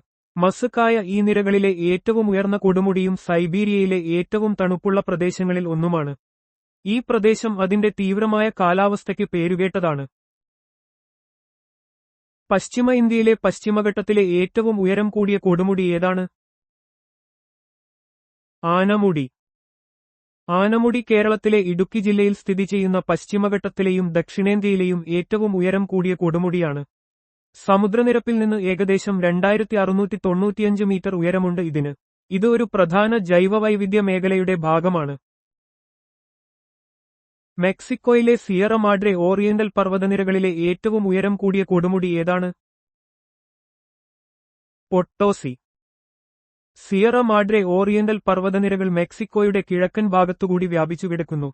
സെറോ ഡെൽ പൊട്ടോസി ആണ് ഈ നിരകളിലെ ഏറ്റവും ഉയർന്ന കൊടുമുടി. ഇത് മെക്സിക്കോയിലെ ഒരു പ്രധാന ഭൗമശാസ്ത്ര സവിശേഷതയാണ്. ഇറാനിലെ സാഗ്രോസ് പർവ്വതനിരകളിലെ ഏറ്റവും ഉയരം കൂടിയ കൊടുമുടി ഏതാണ്? ദേന കാശമസ്താൻ. സാഗ്രോസ് പർവ്വതനിരകൾ ഇറാനിൽ വ്യാപിച്ചുകിടക്കുന്ന ഒരു വലിയ പർവ്വതനിരയാണ്. ദേന കൊടുമുടി അതിന്റെ ഉപകൊടുമുടിയായ കാശമസ്താനോടുകൂടി ഈ നിരകളിലെ ഏറ്റവും ഉയരം കൂടിയ ഭാഗമാണ്. ഈ പ്രദേശം പ്രാചീന സംസ്കാരങ്ങളുമായി ബന്ധപ്പെട്ടതാണ്. ഇറാനിലെ എൽബർസ് പർവ്വതനിരകളിലെ ഏറ്റവും ഉയരം കൂടിയ കൊടുമുടി ഏതാണ്? ദമാവന്ത് പർവ്വതം ഇറാനിലെ എൽബർസ് പർവ്വതനിരകളിലെ ഏറ്റവും ഉയരം കൂടിയ കൊടുമുടിയും ഏഷ്യയിലെ ഏറ്റവും ഉയരം കൂടിയ അഗ്നിപർവ്വതവുമാണ്. ഇത് പേർഷ്യൻ പുരാണങ്ങളിൽ ഒരു പ്രധാന സ്ഥാനമുള്ള സ്ഥലമാണ്. ടെഹ്റാനിൽ നിന്ന് വടക്കുകിഴക്കായി സ്ഥിതി ചെയ്യുന്നു. പടിഞ്ഞാറൻ നോർവേയിലെ സ്കാൻഡിനേവിയൻ പർവ്വതനിരകളിലെ ഏറ്റവും ഉയരം കൂടിയ കൊടുമുടി ഏതാണ്? ഗാൾഡഹോപ്പിഗൻ. നോർവേയിലെയും സ്കാൻഡിനേവിയൻ പർവ്വതനിരകളിലെയും ഏറ്റവും ഉയരം കൂടിയ കൊടുമുടിയാണ് ഗാൾഡഹോപ്പിഗൻ. ജോതുൻഹൈമൻ ദേശീയോദ്യാനത്തിലാണ് ഇത് സ്ഥിതി ചെയ്യുന്നത്. ഒരു പ്രശസ്തമായ ഹൈക്കിംഗ് ഡെസ്റ്റിനേഷൻ കൂടിയാണിത്. ദക്ഷിണാഫ്രിക്കയിലെ ഡ്രേക്കൻസ്ബർഗ് പർവ്വതനിരകളിലെ ഏറ്റവും ഉയരം കൂടിയ കൊടുമുടി ഏതാണ്? Thabana Ntlenyana. ദക്ഷിണാഫ്രിക്കയിലെ ഡ്രേക്കൻസ്ബർഗ് പർവ്വതനിരകളിലെ ഏറ്റവും ഉയരം കൂടിയ കൊടുമുടിയാണ് തബന എൻഗ്ലന്യാന. ലെസോത്തോയുടെ അതിർത്തിയിൽ സ്ഥിതി ചെയ്യുന്ന ഈ കൊടുമുടി ദക്ഷിണാഫ്രിക്കയുടെയും ലെസോത്തോയുടെയും ഏറ്റവും ഉയർന്ന ഭാഗം കൂടിയാണ്. ഇതിന് ഏകദേശം 3482 മീറ്റർ ഉയരമുണ്ട്. റഷ്യയിലെ കോക്കസസ് പർവ്വതനിരകളിലെ ഏറ്റവും ഉയരം കൂടിയ കൊടുമുടി ഏതാണ്? Mount Elbrus. കോക്കസസ് പർവ്വതനിരകളിലെ ഏറ്റവും ഉയരം കൂടിയ കൊടുമുടിയാണ് മൗണ്ട് എൽബ്രസ്. ഇത് റഷ്യയിലും യൂറോപ്പിലെ ഏറ്റവും ഉയരം കൂടിയ കൊടുമുടിയായും കണക്കാക്കപ്പെടുന്നു. ഒരു സുപ്ത അഗ്നിപർവ്വതമാണിത്. യുഎസ്എയിലെ അലാസ്ക പർവ്വതനിരകളിലെ ഏറ്റവും ഉയരം കൂടിയ കൊടുമുടി ഏതാണ്? Mount McKinley, Denali. മുൻപ് മൗണ്ട് മക്കിൻലി എന്നറിയപ്പെട്ടിരുന്ന ഈ കൊടുമുടി വടക്കേ അമേരിക്കയിലെ ഏറ്റവും ഉയരം കൂടിയ കൊടുമുടിയാണ്. അലാസ്ക പർവ്വതനിരകളിൽ സ്ഥിതി ചെയ്യുന്ന ഇത് ഡെനാലി ദേശീയോദ്യാനത്തിന്റെയും സംരക്ഷണ കേന്ദ്രത്തിന്റെയും പ്രധാന ആകർഷണമാണ്. തദ്ദേശീയ ഭാഷയിൽ മഹത്തായ ഒന്ന് എന്നാണ് ഡെനാലി എന്ന വാക്കിനർത്ഥം. യുഎസ്എയിലും കാനഡയിലുമായി സ്ഥിതി ചെയ്യുന്ന കാസ്കേഡ് പർവ്വതനിരകളിലെ ഏറ്റവും ഉയരം കൂടിയ കൊടുമുടി ഏതാണ്? Mount Rainier. കാസ്കേഡ് പർവ്വതനിരകളിലെ ഏറ്റവും ഉയരം കൂടിയ കൊടുമുടിയാണ് മൗണ്ട് റെയ്നിയർ. വാഷിംഗ്ടൺ സംസ്ഥാനത്തിൽ സ്ഥിതി ചെയ്യുന്ന ഇത് ഒരു സജീവ അഗ്നിപർവ്വതമാണ്. മൗണ്ട് റെയ്നിയർ ദേശീയോദ്യാനം ഈ കൊടുമുടിക്ക് ചുറ്റും രൂപീകരിച്ചിരിക്കുന്നു. ഇറ്റലിയിലെ അപെനൈൻ പർവ്വതനിരകളിലെ ഏറ്റവും ഉയരം കൂടിയ കൊടുമുടി ഏതാണ്? കോർണോ ഗ്രാൻഡെ. ഇറ്റലിയിലെ ഏറ്റവും വലിയ പർവ്വതനിരയാണ് അപെനൈൻ പർവ്വതനിര. ഗ്രാൻ സാസ്സോ മാസിഫിന്റെ ഭാഗമായ കോർണോ ഗ്രാൻഡെയാണ് ഇതിലെ ഏറ്റവും ഉയരം കൂടിയ കൊടുമുടി, 2912 മീറ്റർ. മധ്യ ഇറ്റലിയിലെ അബ്രൂസോ പ്രവിശ്യയിലാണ് ഇത് സ്ഥിതി ചെയ്യുന്നത്. കിഴക്കൻ യുഎസ്എയിലും കാനഡയിലുമുള്ള അപ്പലാച്ചിയൻ പർവ്വതനിരകളിലെ ഏറ്റവും ഉയരം കൂടിയ കൊടുമുടി ഏതാണ്? Mount Mitchell. കിഴക്കൻ വടക്കേ അമേരിക്കയിലെ പ്രധാന പർവ്വതനിരയാണ് അപ്പലാച്ചിയൻ. വടക്കൻ കരോലിനയിലെ ബ്ലാക്ക് മൗണ്ടൻസ് ഉപനിരയിലുള്ള മൗണ്ട് മിച്ചലാണ് 2037 മീറ്റർ ഈ ശ്രേണിയിലെ ഏറ്റവും ഉയരം കൂടിയ കൊടുമുടി. ഇത് യുണൈറ്റഡ് സ്റ്റേറ്റ്സിന്റെ കിഴക്ക് ഭാഗത്തുള്ള ഏറ്റവും ഉയർന്ന പ്രദേശമാണ്. മധ്യ യൂറോപ്പിലെ ആൽപ്സ് പർവ്വതനിരകളിലെ ഏറ്റവും ഉയരം കൂടിയ കൊടുമുടി ഏതാണ്? മോണ്ട് ബ്ലാങ്ക്. യൂറോപ്പിലെ ഏറ്റവും വലിയ പർവ്വതനിരയാണ് ആൽപ്സ്. ഫ്രാൻസിന്റെയും ഇറ്റലിയുടെയും അതിർത്തിയിൽ സ്ഥിതി ചെയ്യുന്ന മോണ്ട് ബ്ലാങ്ക് ആണ് 4807 മീറ്റർ ആൽപ്സിലെ ഏറ്റവും ഉയരം കൂടിയ കൊടുമുടി. പടിഞ്ഞാറൻ യൂറോപ്പിലെ ഏറ്റവും ഉയരം കൂടിയ കൊടുമുടി എന്ന പ്രത്യേകതയും ഇതിനുണ്ട്. മെക്സിക്കോയിലെ സിയറ മാഡ്രെ ഡെൽ സുർ പർവ്വതനിരകളിലെ ഏറ്റവും ഉയരം കൂടിയ കൊടുമുടി ഏതാണ്? സെറോ നൂബെ. തെക്കൻ മെക്സിക്കോയിലെ ഒരു പ്രധാന പർവ്വതനിരയാണ് Sierra Madre del Sur. Oaxaca സംസ്ഥാനത്ത് സ്ഥിതി ചെയ്യുന്ന സെറോ നൂബെയാണ് 3710 മീറ്റർ ഈ പർവ്വതനിരയിലെ ഏറ്റവും ഉയരം കൂടിയ കൊടുമുടി. ഈ പ്രദേശം അതിന്റെ ഭൂമിശാസ്ത്രപരമായ പ്രാധാന്യത്തിനും ജൈവവൈവിധ്യത്തിനും പേരുകേട്ടതാണ്. ലോകത്തിന്റെ മേൽക്കൂര എന്നറിയപ്പെടുന്ന പീഠഭൂമി ഏതാണ്? പാമീർ പീഠഭൂമി. മധ്യേഷ്യയിൽ സ്ഥിതി ചെയ്യുന്ന പാമീർ പീഠഭൂമിക്ക് ലോകത്തിലെ ഏറ്റവും ഉയരം കൂടിയ പീഠഭൂമി എന്ന പ്രത്യേകതയുണ്ട്. അതിനാൽ ഇത് ലോകത്തിന്റെ മേൽക്കൂര എന്നറിയപ്പെടുന്നു. ഹിന്ദുക്കുഷ്, ടിയാൻ ഷാൻ, കുൻലൂൻ തുടങ്ങിയ പ്രധാന പർവ്വതനിരകളുടെ സംഗമസ്ഥാനം കൂടിയാണിത്. ധാതുക്കളുടെ കലവറ എന്നറിയപ്പെടുന്ന പീഠഭൂമി ഏതാണ്? പാറ്റ്ഗോണിയ പീഠഭൂമി, തെക്കേ അമേരിക്ക. തെക്കേ അമേരിക്കയിൽ സ്ഥിതി ചെയ്യുന്ന പാറ്റ്ഗോണിയ പീഠഭൂമിക്ക് ധാതുക്കളുടെ കലവറ എന്ന വിശേഷണമുണ്ട്. ഇരുമ്പയിര്, പെട്രോളിയം, പ്രകൃതിവാതകം തുടങ്ങിയ ധാരാളം ധാതുക്കൾ ഇവിടെ കാണപ്പെടുന്നു. അർജന്റീനയുടെ തെക്ക് ഭാഗത്തായി ആൻഡസ് പർവ്വതനിരകളുടെ കിഴക്കൻ ഭാഗത്താണ് ഈ പീഠഭൂമി സ്ഥിതി ചെയ്യുന്നത്. പീഡ്മോണ്ട് പീഠഭൂമികൾക്ക് ഉദാഹരണങ്ങൾ നൽകുക. യുണൈറ്റഡ് സ്റ്റേറ്റ്സിലെ പീഡ്മോണ്ട് പീഠഭൂമിയും തെക്കേ അമേരിക്കയിലെ പാറ്റ്ഗോണിയ പീഠഭൂമിയും. പീഡ്മോണ്ട് പീഠഭൂമികൾക്ക് ഒരു വശത്ത് പർവ്വതങ്ങളും മറുവശത്ത് സമതലങ്ങളോ സമുദ്രങ്ങളോ ആയിരിക്കും. യുണൈറ്റഡ് സ്റ്റേറ്റ്സിലെ പീഡ്മോണ്ട് പീഠഭൂമിയും തെക്കേ അമേരിക്കയിലെ പാറ്റ്ഗോണിയ പീഠഭൂമിയും ഇതിന് മികച്ച ഉദാഹരണങ്ങളാണ്. ഈ പീഠഭൂമികൾ സാധാരണയായി നദികളാൽ വിഭജിക്കപ്പെട്ടവയായിരിക്കും. ഏതു പീഠഭൂമികളാണ് ഇന്റർമൊണ്ടെയ്ൻ പീഠഭൂമികൾക്ക് മികച്ച ഉദാഹരണങ്ങൾ? Bolivian, Peruvian പീഠഭൂമികൾ. ഇന്റർമൊണ്ടെയ്ൻ പീഠഭൂമികൾ പൂർണ്ണമായും പർവ്വതനിരകളാൽ ചുറ്റപ്പെട്ടവയാണ്. തെക്കേ അമേരിക്കയിലെ ബൊളീവിയൻ പീഠഭൂമിയും പെറുവിയൻ പീഠഭൂമിയും ഇതിന് മികച്ച ഉദാഹരണങ്ങളാണ്. ഈ പീഠഭൂമികൾ സാധാരണയായി ഉയർന്ന പ്രദേശങ്ങളിൽ സ്ഥിതി ചെയ്യുന്നു. ഡോംഡ് പീഠഭൂമികൾക്ക് ചില മികച്ച ഉദാഹരണങ്ങൾ നൽകുക. ഇന്ത്യയിലെ ഛോട്ടാ നാഗ്പൂർ, രാംഗർ പീഠഭൂമികളും യുണൈറ്റഡ് സ്റ്റേറ്റ്സിലെ ഓസാർക്ക് പീഠഭൂമിയും. ഡോംഡ് പീഠഭൂമികൾ ഭൂമിക്കടിയിലെ മർദ്ദം കാരണം മുകളിലേക്ക് ഉയർത്തപ്പെട്ട ഭൂഭാഗങ്ങളാണ്. ഇന്ത്യയിലെ ഛോട്ടാ നാഗ്പൂർ പീഠഭൂമി, ധാതു സമ്പന്നം, രാംഗർ പീഠഭൂമി, അമേരിക്കയിലെ ഓസാർക്ക് പീഠഭൂമി എന്നിവ ഇതിന് ഉദാഹരണങ്ങളാണ്. ഈ പീഠഭൂമികൾക്ക് പൊതുവെ വൃത്താകൃതിയിലുള്ള രൂപമായിരിക്കും. തീരദേശ പീഠഭൂമികൾ അഥവാ ഷീൽഡുകൾക്ക് മികച്ച ഉദാഹരണങ്ങളായ ഭൂമിശാസ്ത്രപരമായ രൂപീകരണങ്ങൾ ഏതാണ്? Canadian Shield, Brazilian Shield, Siberian Shield, Baltic അല്ലെങ്കിൽ ഫെനോസ്കാൻഡിയൻ ഷീൽഡ്. ഭൂമിയുടെ ഉപരിതലത്തിലെ ഏറ്റവും പഴയതും സ്ഥിരതയുള്ളതുമായ ഭാഗങ്ങളാണ് ഷീൽഡുകൾ. Canadian Shield, Brazilian Shield, Siberian Shield, Baltic Shield എന്നിവ തീരദേശ പീഠഭൂമികൾ അഥവാ ഷീൽഡുകൾക്ക് ഉദാഹരണങ്ങളാണ്. ഈ ഷീൽഡുകൾ സാധാരണയായി ധാതുക്കളാൽ സമ്പന്നമാണ്. ഒരു ഹിമാനി പീഠഭൂമിക്ക് ഉത്തമോദാഹരണമായ പീഠഭൂമി ഏതാണ്? ജർമ്മനിയിലെ പ്രഷ്യൻ പീഠഭൂമി. ഹിമാനികളുടെ പ്രവർത്തനഫലമായി രൂപപ്പെടുന്ന പീഠഭൂമികളാണ് ഹിമാനി പീഠഭൂമികൾ. ജർമ്മനിയിലെ പ്രഷ്യൻ പീഠഭൂമി ഈ വിഭാഗത്തിൽപ്പെടുന്നു. മഞ്ഞുമൂടിയ പ്രദേശങ്ങളിൽ ഹിമാനികൾ മണ്ണൊലിപ്പിച്ച് പാറക്കെട്ടുകൾ രൂപപ്പെടുത്തുന്നതിലൂടെയാണ് ഇവ ഉണ്ടാകുന്നത്. ഇന്ത്യയിലെയും മ്യാൻമറിലെയും നദീജന്യ പീഠഭൂമികൾക്ക് ഉദാഹരണം നൽകുക. ഇന്ത്യയിലെ വിന്ധ്യ പീഠഭൂമി, ഷില്ലോങ് പീഠഭൂമി, മ്യാൻമറിലെ ഷാൻ പീഠഭൂമി എന്നിവയാണ്. നദികളുടെയും അവയുടെ കൈവഴികളുടെയും പ്രവർത്തനഫലമായി രൂപപ്പെടുന്ന പീഠഭൂമികളാണ് നദീജന്യ പീഠഭൂമികൾ, ഫ്ലൂവിയൽ പ്ലാറ്റോസ്. ഇന്ത്യയിലെ വിന്ധ്യ, ഷില്ലോങ് പീഠഭൂമികളും മ്യാൻമറിലെ ഷാൻ പീഠഭൂമിയും ഇതിന് ഉദാഹരണങ്ങളാണ്. ഈ പീഠഭൂമികൾ സാധാരണയായി നദീതടങ്ങൾക്ക് സമീപം കാണപ്പെടുന്നു. കാറ്റിനാൽ രൂപപ്പെടുന്ന പീഠഭൂമികൾക്ക് ഇയോലിയൻ പ്ലാറ്റോസ് ഉത്തമോദാഹരണങ്ങളായ പീഠഭൂമികൾ ഏവ? പാകിസ്ഥാനിലെ പോട്ടോവാർ പീഠഭൂമി, ചൈനയിലെ ലോസ് പീഠഭൂമി എന്നിവയാണ്. കാറ്റിന്റെ നിക്ഷേപണ പ്രവർത്തനങ്ങളിലൂടെ രൂപം കൊള്ളുന്ന പീഠഭൂമികളാണ് കാറ്റിനാൽ രൂപപ്പെടുന്ന പീഠഭൂമികൾ, ഇയോലിയൻ പ്ലാറ്റോസ്. പാകിസ്ഥാനിലെ പോട്ടോവാർ പീഠഭൂമി, ചൈനയിലെ ലോസ് പീഠഭൂമി എന്നിവ ഇതിന് പ്രധാന ഉദാഹരണങ്ങളാണ്.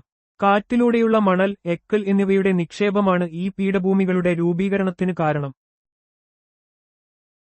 തായ്ലൻഡിലെ പ്രധാന മതം ഏതാണ്?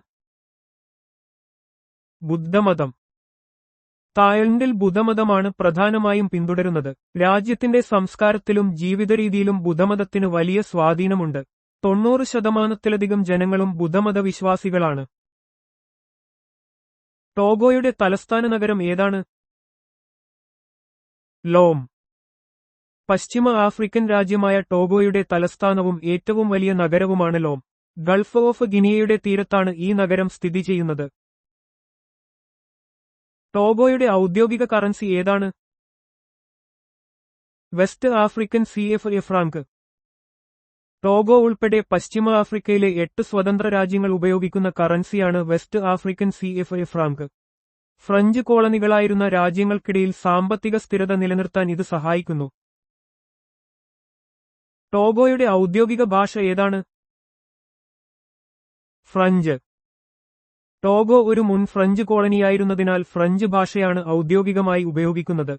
ഇത് ഭരണപരവും വിദ്യാഭ്യാസപരവുമായ കാര്യങ്ങളിൽ പ്രധാനമാണ്. ടോഗോയിലെ പ്രധാന മതങ്ങൾ ഏതെല്ലാമാണ്? പരമ്പരാഗത നാടൻ മതം, ക്രിസ്തുമതം. ടോഗോയിൽ പരമ്പരാഗത ആഫ്രിക്കൻ മതങ്ങൾക്കാണ് പ്രാധാന്യം. ക്രിസ്തുമതവും ഇസ്ലാം മതവും ഗണ്യമായ തോതിൽ നിലവിലുണ്ടെങ്കിലും പ്രാദേശിക വിശ്വാസങ്ങൾ സമൂഹത്തിൽ ആഴത്തിൽ വേരൂന്നിയതാണ്. ഇന്ത്യൻ ഭരണഘടനയുടെ ഏത് അനുച്ഛേദമാണ് സംസ്ഥാനത്തിന്റെ കാര്യനിർവഹണ അധികാരം കൈകാര്യം ചെയ്യുന്നത്? അനുച്ഛേദം 154. ഭരണഘടനയുടെ അനുച്ഛേദം 154 അനുസരിച്ച് സംസ്ഥാനത്തിന്റെ കാര്യനിർവഹണ അധികാരം ഗവർണറിൽ നിക്ഷിപ്തമാണ്. ഈ അധികാരം അദ്ദേഹം നേരിട്ടോ അല്ലെങ്കിൽ അദ്ദേഹത്തിന് കീഴിലുള്ള ഉദ്യോഗസ്ഥർ വഴിയോ വിനിയോഗിക്കും. സംസ്ഥാന സർക്കാരിന്റെ എല്ലാ കാര്യനിർവഹണ നടപടികളും ഗവർണറുടെ പേരിലാണ് നടക്കുന്നത്. ഇന്ത്യൻ ഭരണഘടനയുടെ ഏത് അനുച്ഛേദമാണ് ഗവർണറുടെ നിയമനത്തെക്കുറിച്ച് വ്യക്തമാക്കുന്നത്? അനുച്ഛേദം 155. അനുച്ഛേദം 155 പ്രകാരം ഒരു സംസ്ഥാനത്തെ ഗവർണറെ രാഷ്ട്രപതി തന്റെ കൈയൊപ്പും മുദ്രയുമടങ്ങിയ വാറന്റ് മുഖേന നിയമിക്കുന്നു. കേന്ദ്ര മന്ത്രിസഭയുടെ ശുപാർശ പ്രകാരമാണ് ഈ നിയമനം. ഗവർണർക്ക് ഒരു സംസ്ഥാനത്തിന്റെ ഭരണഘടനാപരമായ തലവനെന്ന നിലയിൽ നിർണായകമായ അധികാരങ്ങളും ചുമതലകളുമുണ്ട്. ചില കേസുകളിൽ ശിക്ഷകൾക്ക് മാപ്പ് നൽകാനോ താൽക്കാലികമായി നിർത്തിവെക്കാനോ കുറയ്ക്കാനോ മാറ്റിവെക്കാനോ ഗവർണർക്ക് അധികാരം നൽകുന്ന അനുച്ഛേദം ഏതാണ്? അനുച്ഛേദം 161. അനുച്ഛേദം 161 പ്രകാരം സംസ്ഥാന നിയമത്തിന്റെ പരിധിയിൽ വരുന്ന ഏതൊരു കുറ്റത്തിനും ശിക്ഷിക്കപ്പെട്ട വ്യക്തിക്ക് മാപ്പ് നൽകാനോ താൽക്കാലികമായി നിർത്തിവെക്കാനോ ശിക്ഷയിൽ ഇളവ് നൽകാനോ ശിക്ഷയുടെ സ്വഭാവം മാറ്റാനോ ഗവർണർക്ക് അധികാരമുണ്ട്. വധശിക്ഷയുമായി ബന്ധപ്പെട്ട കേസുകളിൽ ഗവർണർക്ക് മാപ്പ് നൽകാൻ അധികാരമില്ല. അത് രാഷ്ട്രപതിയുടെ അധികാരമാണ്. നൽകിയിരിക്കുന്ന വിവരങ്ങൾ അനുസരിച്ച് കൽക്കരിയുടെ ഏറ്റവും വലിയ കയറ്റുമതി രാജ്യം ഏതാണ്? ഇന്തോനേഷ്യ. ലോകത്തിലെ ഏറ്റവും വലിയ കൽക്കരി കയറ്റുമതി രാജ്യമാണ് ഇന്തോനേഷ്യ. ഉയർന്ന നിലവാരമുള്ളതും കുറഞ്ഞ ചിലവിലുള്ളതുമായ കൽക്കരിയുടെ ഉൽപ്പാദനം ഇന്തോനേഷ്യയെ ആഗോള കൽക്കരി വിപണിയിലെ ഒരു പ്രധാന പങ്കാളിയാക്കുന്നു. ഏഷ്യൻ രാജ്യങ്ങളിലേക്കാണ് പ്രധാനമായും ഇന്തോനേഷ്യ കൽക്കരി കയറ്റുമതി ചെയ്യുന്നത്. നൽകിയിരിക്കുന്ന വിവരങ്ങൾ അനുസരിച്ച് അലുമിനിയത്തിന്റെ ഏറ്റവും വലിയ ഉത്പാദക രാജ്യം ഏതാണ്? ചൈനീസ് ജനകീയ റിപ്പബ്ലിക്. ചൈനീസ് ജനകീയ റിപ്പബ്ലിക് ലോകത്തിലെ ഏറ്റവും വലിയ അലുമിനിയം ഉത്പാദക രാജ്യമാണ്. രാജ്യത്തിന്റെ വ്യാവസായിക വളർച്ചയും നിർമ്മാണ മേഖലയിലെ ആവശ്യകതയും വലിയ തോതിലുള്ള അലുമിനിയം ഉത്പാദനത്തിന് കാരണമാകുന്നു. ഇത് ആഗോള അലുമിനിയം വിപണിയിൽ ചൈനയ്ക്ക് നിർണായക സ്വാധീനം നൽകുന്നു. ഗവർണറെ സഹായിക്കാനും ഉപദേശിക്കാനും ഒരു മന്ത്രിസഭ ഉണ്ടായിരിക്കണമെന്ന് പറയുന്ന അനുച്ഛേദം ഏതാണ്? അനുച്ഛേദം 163. അനുച്ഛേദം 163 അനുസരിച്ച് ഗവർണറുടെ അധികാരങ്ങൾ വിനിയോഗിക്കുന്നതിന് അദ്ദേഹത്തെ സഹായിക്കാനും ഉപദേശിക്കാനും മുഖ്യമന്ത്രി തലവനായ ഒരു മന്ത്രിസഭ ഉണ്ടായിരിക്കണം. ചില പ്രത്യേക സാഹചര്യങ്ങളിൽ ഗവർണർക്ക് സ്വന്തം വിവേചനാധികാരം ഉപയോഗിക്കാം. മന്ത്രിസഭയുടെ ഉപദേശം ഗവർണർക്ക് സാധാരണയായി ബാധകമാണ്. സംസ്ഥാന മന്ത്രിമാരുടെ നിയമനം, കാലാവധി, ഉത്തരവാദിത്തം, സത്യപ്രതിജ്ഞ എന്നിവയുൾപ്പെടെയുള്ള മറ്റു വ്യവസ്ഥകൾ കൈകാര്യം ചെയ്യുന്ന അനുച്ഛേദം ഏതാണ്? അനുച്ഛേദം 164. അനുച്ഛേദം 164 പ്രകാരം മുഖ്യമന്ത്രിയെ ഗവർണർ നിയമിക്കുന്നു. മറ്റു മന്ത്രിമാരെ മുഖ്യമന്ത്രിയുടെ ഉപദേശപ്രകാരം ഗവർണർ നിയമിക്കും. മന്ത്രിമാർ ഗവർണറുടെ പ്രീതിക്ക് വിധേയരായിരിക്കുന്നിടത്തോളം കാലം പദവിയിൽ തുടരും. മന്ത്രിസഭ നിയമസഭയോട് കൂട്ടായി ഉത്തരവാദികളാണ്. സംസ്ഥാനത്തിനായി ഒരു അഡ്വക്കേറ്റ് ജനറലിന്റെ പദവിക്ക് വ്യവസ്ഥ ചെയ്യുന്ന അനുച്ഛേദം ഏതാണ്? അനുച്ഛേദം 165. അനുച്ഛേദം 165 പ്രകാരം ഓരോ സംസ്ഥാനത്തിനും ഒരു അഡ്വക്കേറ്റ് ജനറൽ ഉണ്ടായിരിക്കും. ഗവർണറാണ് അദ്ദേഹത്തെ നിയമിക്കുന്നത്. സംസ്ഥാന സർക്കാരിന്റെ പ്രധാന നിയമോപദേഷ്ടാവാണ് അഡ്വക്കേറ്റ് ജനറൽ. സംസ്ഥാന നിയമസഭയുടെ നടപടികളിൽ പങ്കെടുക്കാനും സംസാരിക്കാനും അദ്ദേഹത്തിന് അധികാരമുണ്ട്.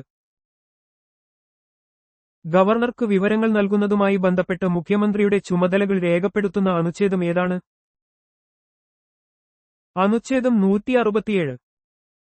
അനുച്ഛേദം 167 അനുസരിച്ച് സംസ്ഥാന കാര്യനിർവഹണവുമായി ബന്ധപ്പെട്ട മന്ത്രിസഭയുടെ എല്ലാ തീരുമാനങ്ങളും ഗവർണറെ അറിയിക്കേണ്ടത് മുഖ്യമന്ത്രിയുടെ ചുമതലയാണ്. കൂടാതെ ഗവർണർ ആവശ്യപ്പെടുന്ന പക്ഷം ഏതൊരു കാര്യവും മന്ത്രിസഭയുടെ പരിഗണനയ്ക്ക് സമർപ്പിക്കാനും മുഖ്യമന്ത്രിക്ക് ഉത്തരവാദിത്തമുണ്ട്. സംസ്ഥാനങ്ങളിലെ നിയമനിർമ്മാണ കൗൺസിലുകളുടെ നിർത്തലാക്കലിനെയോ രൂപീകരണത്തെയോ കുറിച്ച് പ്രതിപാദിക്കുന്ന അനുച്ഛേദം ഏതാണ്? അനുച്ഛേദം 169. അനുച്ഛേദം 169 പ്രകാരം പാർലമെന്റിന് ഒരു നിയമം വഴി സംസ്ഥാനത്ത് നിയമനിർമ്മാണ കൗൺസിൽ നിർത്തലാക്കാനോ രൂപീകരിക്കാനോ കഴിയും. ഇതിന് പ്രസ്തുത സംസ്ഥാന നിയമസഭ മൊത്തം അംഗങ്ങളുടെ ഭൂരിപക്ഷത്തോടെയും സഭയിൽ ഹാജരായി വോട്ട് ചെയ്യുന്ന അംഗങ്ങളുടെ 2/3 ഭൂരിപക്ഷത്തോടെയും പ്രമേയം പാസാക്കിയിരിക്കണം. നിലവിൽ 6 സംസ്ഥാനങ്ങളിലാണ് നിയമനിർമ്മാണ കൗൺസിലുകളുള്ളത്. നൽകിയിട്ടുള്ള വിവരങ്ങൾ പ്രകാരം ഏറ്റവും വലിയ ഇരുമ്പയിര് ഉൽപ്പാദക രാജ്യം ഏതാണ്? ചൈന. ലോകത്തിലെ ഏറ്റവും വലിയ ഇരുമ്പയിര് ഉൽപ്പാദക രാജ്യമാണ് ചൈന. അവരുടെ വലിയ ഉരുക്ക് വ്യവസായത്തിന്റെ ആവശ്യങ്ങൾ നിറവേറ്റുന്നതിന് ഇത് അത്യന്താപേക്ഷിതമാണ്. നൽകിയിട്ടുള്ള വിവരങ്ങൾ പ്രകാരം ഏറ്റവും കൂടുതൽ ഇരുമ്പയിര് ഉൽപ്പാദിപ്പിക്കുന്ന രാജ്യങ്ങളിൽ ഇന്ത്യയുടെ സ്ഥാനം എത്രയാണ്? 4ാം സ്ഥാനം. ആഗോള ഇരുമ്പയിര് ഉൽപ്പാദനത്തിൽ ഇന്ത്യക്ക് 4ാം സ്ഥാനമാണുള്ളത്. ഒഡീഷ, ഛത്തീസ്ഗഡ്, കർണാടക, ഗോവ തുടങ്ങിയ സംസ്ഥാനങ്ങളിലാണ് ഇന്ത്യയിലെ പ്രധാന ഇരുമ്പയിര് നിക്ഷേപങ്ങൾ കാണപ്പെടുന്നത്. നൽകിയിട്ടുള്ള വിവരങ്ങൾ പ്രകാരം മൂല്യത്തിന്റെ അടിസ്ഥാനത്തിൽ ഏറ്റവും വലിയ ഇരുമ്പയിര് കയറ്റുമതി ചെയ്യുന്ന രാജ്യം ഏതാണ്? ഓസ്ട്രേലിയ. ഓസ്ട്രേലിയ ലോകത്തിലെ ഏറ്റവും വലിയ ഇരുമ്പയിര് കയറ്റുമതി ചെയ്യുന്ന രാജ്യമാണ്. പിൽബാര പോലുള്ള പ്രദേശങ്ങളിലെ വലിയ ഖനികളും ഉയർന്ന നിലവാരമുള്ള ഇരുമ്പയിരും കയറ്റുമതിക്ക് സഹായകമാകുന്നു. നൽകിയിട്ടുള്ള വിവരങ്ങൾ പ്രകാരം മൂല്യത്തിന്റെ അടിസ്ഥാനത്തിൽ ഏറ്റവും കൂടുതൽ ഇരുമ്പയിര് കയറ്റുമതി ചെയ്യുന്ന രാജ്യങ്ങളിൽ ഇന്ത്യയുടെ സ്ഥാനം എത്രയാണ്? 5ാം സ്ഥാനം. ആഗോള ഇരുമ്പയിര് കയറ്റുമതിയിൽ ഇന്ത്യക്ക് 5ാം സ്ഥാനമാണുള്ളത്. ആഭ്യന്തര ആവശ്യങ്ങൾ വർദ്ധിച്ചതുകൊണ്ട് കയറ്റുമതി അളവിൽ ഏറ്റക്കുറച്ചിലുകൾ സംഭവിക്കാറുണ്ട്. സംസ്ഥാന നിയമസഭയുടെ സമ്മേളനങ്ങൾ, സഭാ നിർത്തിവെക്കൽ, പ്രൊറോഗേഷൻ, പിരിച്ചുവിടൽ എന്നിവയെ നിയന്ത്രിക്കുന്ന അനുച്ഛേദം ഏതാണ്? അനുച്ഛേദം 174. അനുച്ഛേദം 174 പ്രകാരം സംസ്ഥാന നിയമസഭയെ സമ്മേളിപ്പിക്കാനും സഭാ സമ്മേളനം താൽക്കാലികമായി അവസാനിപ്പിക്കാനും പ്രൊറോഗ്, നിയമസഭയെ പിരിച്ചുവിടാനും ഗവർണർക്ക് അധികാരമുണ്ട്. ഒരു സമ്മേളനത്തിന്റെയും അടുത്ത സമ്മേളനത്തിന്റെയും ആദ്യ സിറ്റിംഗിനുമിടയിൽ 6 മാസത്തിൽ കൂടുതൽ ഇടവേള ഉണ്ടാകരുത്. ഹിമാലയൻ നദികൾ പ്രധാന നദീവ്യൂഹങ്ങളായി വിഘടിക്കാൻ കാരണമായത് എന്താണ്? പ്ലീസ്റ്റോസീൻ കാലഘട്ടത്തിൽ പടിഞ്ഞാറൻ ഹിമാലയത്തിലുണ്ടായ ഉയർച്ച, പൊട്വാർ പീഠഭൂമിയുടെ ഡൽഹി റിഡ്ജ് ഉയർച്ച ഉൾപ്പെടെയുള്ളവ. പ്ലീസ്റ്റോസീൻ കാലഘട്ടത്തിലെ ഭൂമിശാസ്ത്രപരമായ മാറ്റങ്ങൾ, പ്രത്യേകിച്ച് പൊട്വാർ പീഠഭൂമിയുടെ ഡൽഹി റിഡ്ജ് ഉയർച്ച, മിയോസീൻ കാലഘട്ടത്തിലെ ഇൻഡോ ബ്രഹ്മ നദിയുടെ ഒഴുക്കിനെ തടസ്സപ്പെടുത്തി. ഇത് ആ നദിയെ സിന്ധു, ഗംഗാ നദീവ്യൂഹങ്ങളായി വിഭജിക്കുന്നതിന് പ്രധാന കാരണമായി. ഗംഗ ബ്രഹ്മപുത്ര നദികളെ ബംഗാൾ ഉൾക്കടലിലേക്ക് തിരിച്ചുവിട്ട ഭൗമശാസ്ത്രപരമായ സംഭവം എന്താണ്? മധ്യ പ്ലീസ്റ്റോസീൻ കാലഘട്ടത്തിൽ മാൽഡ ഗ്യാപ്പിന്റെ ഗാരോ രാജ്മഹൽ ഗ്യാപ്പ് താഴ്ന്ന ചലനം. ഗാരോ കുന്നുകൾക്കും രാജ്മഹൽ കുന്നുകൾക്കുമിടയിലുള്ള മാൽഡ ഗ്യാപ്പ് താഴ്ന്നത് ഗംഗയെയും ബ്രഹ്മപുത്രയെയും കിഴക്കോട്ടും പിന്നീട് തെക്കോട്ടും ബംഗാൾ ഉൾക്കടലിലേക്ക് ഒഴുകാൻ സഹായിച്ചു. ഇത് ഇന്ത്യൻ ഉപഭൂഖണ്ഡത്തിന്റെ നീരൊഴുക്ക് ചരിത്രത്തിലെ ഒരു പ്രധാന മാറ്റമായിരുന്നു. ഭൂമിശാസ്ത്രജ്ഞരുടെ അഭിപ്രായത്തിൽ പണ്ടുകാലത്ത് ഉപദ്വീപീയ ഇന്ത്യയിലെ പ്രധാന ജലവിഭാജകമായി കണക്കാക്കിയിരുന്നത് എന്തായിരുന്നു? സഹ്യാദ്രി ആരവല്ലി അച്ചുകണ്ട്. സഹ്യാദ്രി ആരവല്ലി അച്ചുകണ്ട് ഉപദ്വീപീയ ഇന്ത്യയിലെ പ്രധാന ജലവിഭാജകമായി പണ്ട് കണക്കാക്കപ്പെട്ടിരുന്നു. ഈ പർവ്വതനിരകൾ മഴവെള്ളത്തെ കിഴക്കോട്ടും പടിഞ്ഞാറോട്ടും ഒഴുക്കിവിടാൻ സഹായിക്കുന്ന ഒരു സ്വാഭാവിക അതിർത്തിയായി വർത്തിച്ചു.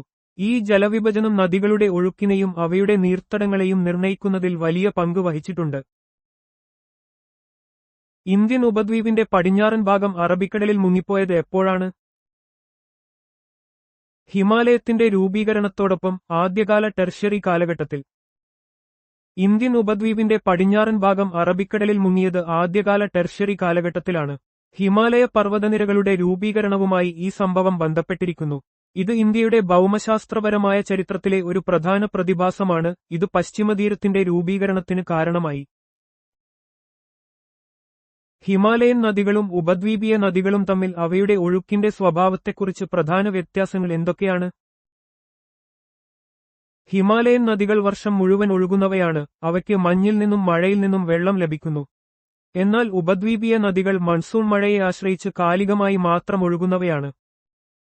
ഹിമാലയൻ നദികൾ മഞ്ഞും മഴയും കാരണം വർഷം മുഴുവൻ ജലസമൃദ്ധമായി ഒഴുകുന്നു. ഇവ പൊതുവെ നീളമുള്ളതും വലിയ നീർത്തടങ്ങളുള്ളതുമാണ്. എന്നാൽ ഉപദ്വീപീയ നദികൾ മൺസൂൺ മഴയെ മാത്രം ആശ്രയിച്ച് ഒഴുകുന്നതിനാൽ വേനൽക്കാലത്ത് വരണ്ടുപോകാറുണ്ട്. ഡ്രെയിനേജും ജലസവിശേഷതകളും അടിസ്ഥാനമാക്കി ഇന്ത്യയിലെ നദികളെ പ്രാഥമികമായി എങ്ങനെ തരംതിരിച്ചിരിക്കുന്നു? ഹിമാലയൻ നദികൾ എന്നും ഉപദ്വീപീയ നദികൾ എന്നും. ഇന്ത്യയിലെ നദികളെ അവയുടെ ഉത്ഭവസ്ഥാനം, ഒഴുക്കിന്റെ സ്വഭാവം, ജലസ്രോതസ്സുകൾ എന്നിവയുടെ അടിസ്ഥാനത്തിൽ ഹിമാലയൻ നദികൾ, ഉപദ്വീപീയ നദികൾ എന്നിങ്ങനെ പ്രധാനമായി രണ്ടായി തരംതിരിക്കുന്നു. ഈ തരംതിരിവ് ഇന്ത്യൻ നദീജല വ്യവസ്ഥയെ മനസ്സിലാക്കാൻ സഹായിക്കുന്നു. ഇന്ത്യയിലെ 3 പ്രധാന ഹിമാലയൻ നദീവ്യൂഹങ്ങൾ ഏതെല്ലാമാണ്? ഗംഗ, സിന്ധു, ബ്രഹ്മപുത്ര. ഇന്ത്യയിലെ പ്രധാന ഹിമാലയൻ നദീവ്യൂഹങ്ങൾ ഗംഗ, സിന്ധു, ബ്രഹ്മപുത്ര എന്നിവയാണ്. ഈ നദികൾ ഹിമാലയൻ പർവ്വതനിരകളിൽ നിന്ന് ഉത്ഭവിച്ച് ഇന്ത്യയുടെ വലിയൊരു ഭാഗത്തിന് ജലസേചനം നൽകുകയും അവയുടെ തടങ്ങളിൽ ഫലഭൂയിഷ്ഠമായ സമതലങ്ങൾ രൂപപ്പെടുത്തുകയും ചെയ്യുന്നു. സിന്ധു നദി എവിടെ നിന്നാണ് ഉത്ഭവിക്കുന്നത്? ഗ്രേറ്റ് ഹിമാലയത്തിലെ മാനസരോവർ തടാകത്തിനടുത്ത് ബോഗാർചു ഹിമാനിയിൽ നിന്ന്. സിന്ധു നദി ഗ്രേറ്റ് ഹിമാലയത്തിലെ മാനസരോവർ തടാകത്തിനടുത്തുള്ള ബോഗാർചു ഹിമാനിയിൽ നിന്നാണ് ഉത്ഭവിക്കുന്നത്. ടിബറ്റിൽ ഇത് സിംഗി കമ്പാൻ അഥവാ സിംഹത്തിന്റെ വായ എന്നറിയപ്പെടുന്നു. സിന്ധു നദീതടം ലോകത്തിലെ ഏറ്റവും വലിയ നദീതടങ്ങളിൽ ഒന്നാണ്. സിന്ധു നദി ഇന്ത്യയിൽ പ്രവേശിക്കുന്നത് ഏത് കേന്ദ്രഭരണ പ്രദേശത്തിലൂടെയാണ്? ലഡാക്ക്. സിന്ധു നദി ലഡാക്ക് കേന്ദ്രഭരണ പ്രദേശത്തിലെ ദാമചോക്ക് എന്ന സ്ഥലത്തുകൂടിയാണ് ഇന്ത്യയിൽ പ്രവേശിക്കുന്നത്. പിന്നീട് ഇത് ലഡാക്ക് പർവ്വതനിരകൾക്കിടയിലൂടെ ഒഴുകി പാകിസ്ഥാനിലേക്ക് കടക്കുന്നു. ഇന്ത്യയുടെ ജലസേചനത്തിലും ചരിത്രത്തിലും സിന്ധു നദിക്ക് വലിയ പ്രാധാന്യമുണ്ട്. സിന്ധു നദിയുടെ പ്രധാന പോഷകനദികൾ ഏതെല്ലാമാണ്? ജലം, ചിനാബ്, രവി, ബിയാസ്, സത്ലജ്. സിന്ധു നദിയുടെ പ്രധാന പോഷകനദികളാണ് ജലം, ചിനാബ്, രവി, ബിയാസ്, സത്ലജ് എന്നിവ.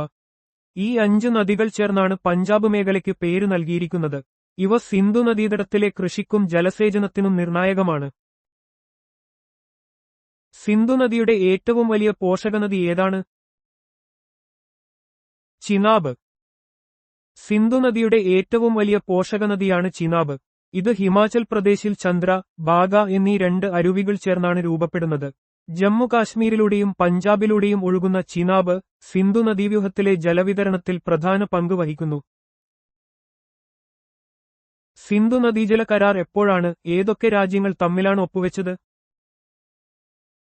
ഇത് 1960-ൽ ഇന്ത്യയും പാകിസ്ഥാനും തമ്മിൽ ഒപ്പുവെച്ചു.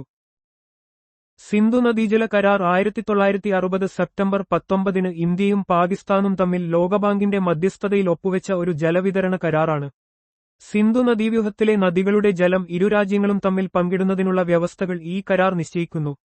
ഇത് ഇരു രാജ്യങ്ങളും തമ്മിലുള്ള ഒരു പ്രധാന അന്താരാഷ്ട്ര കരാറാണ്.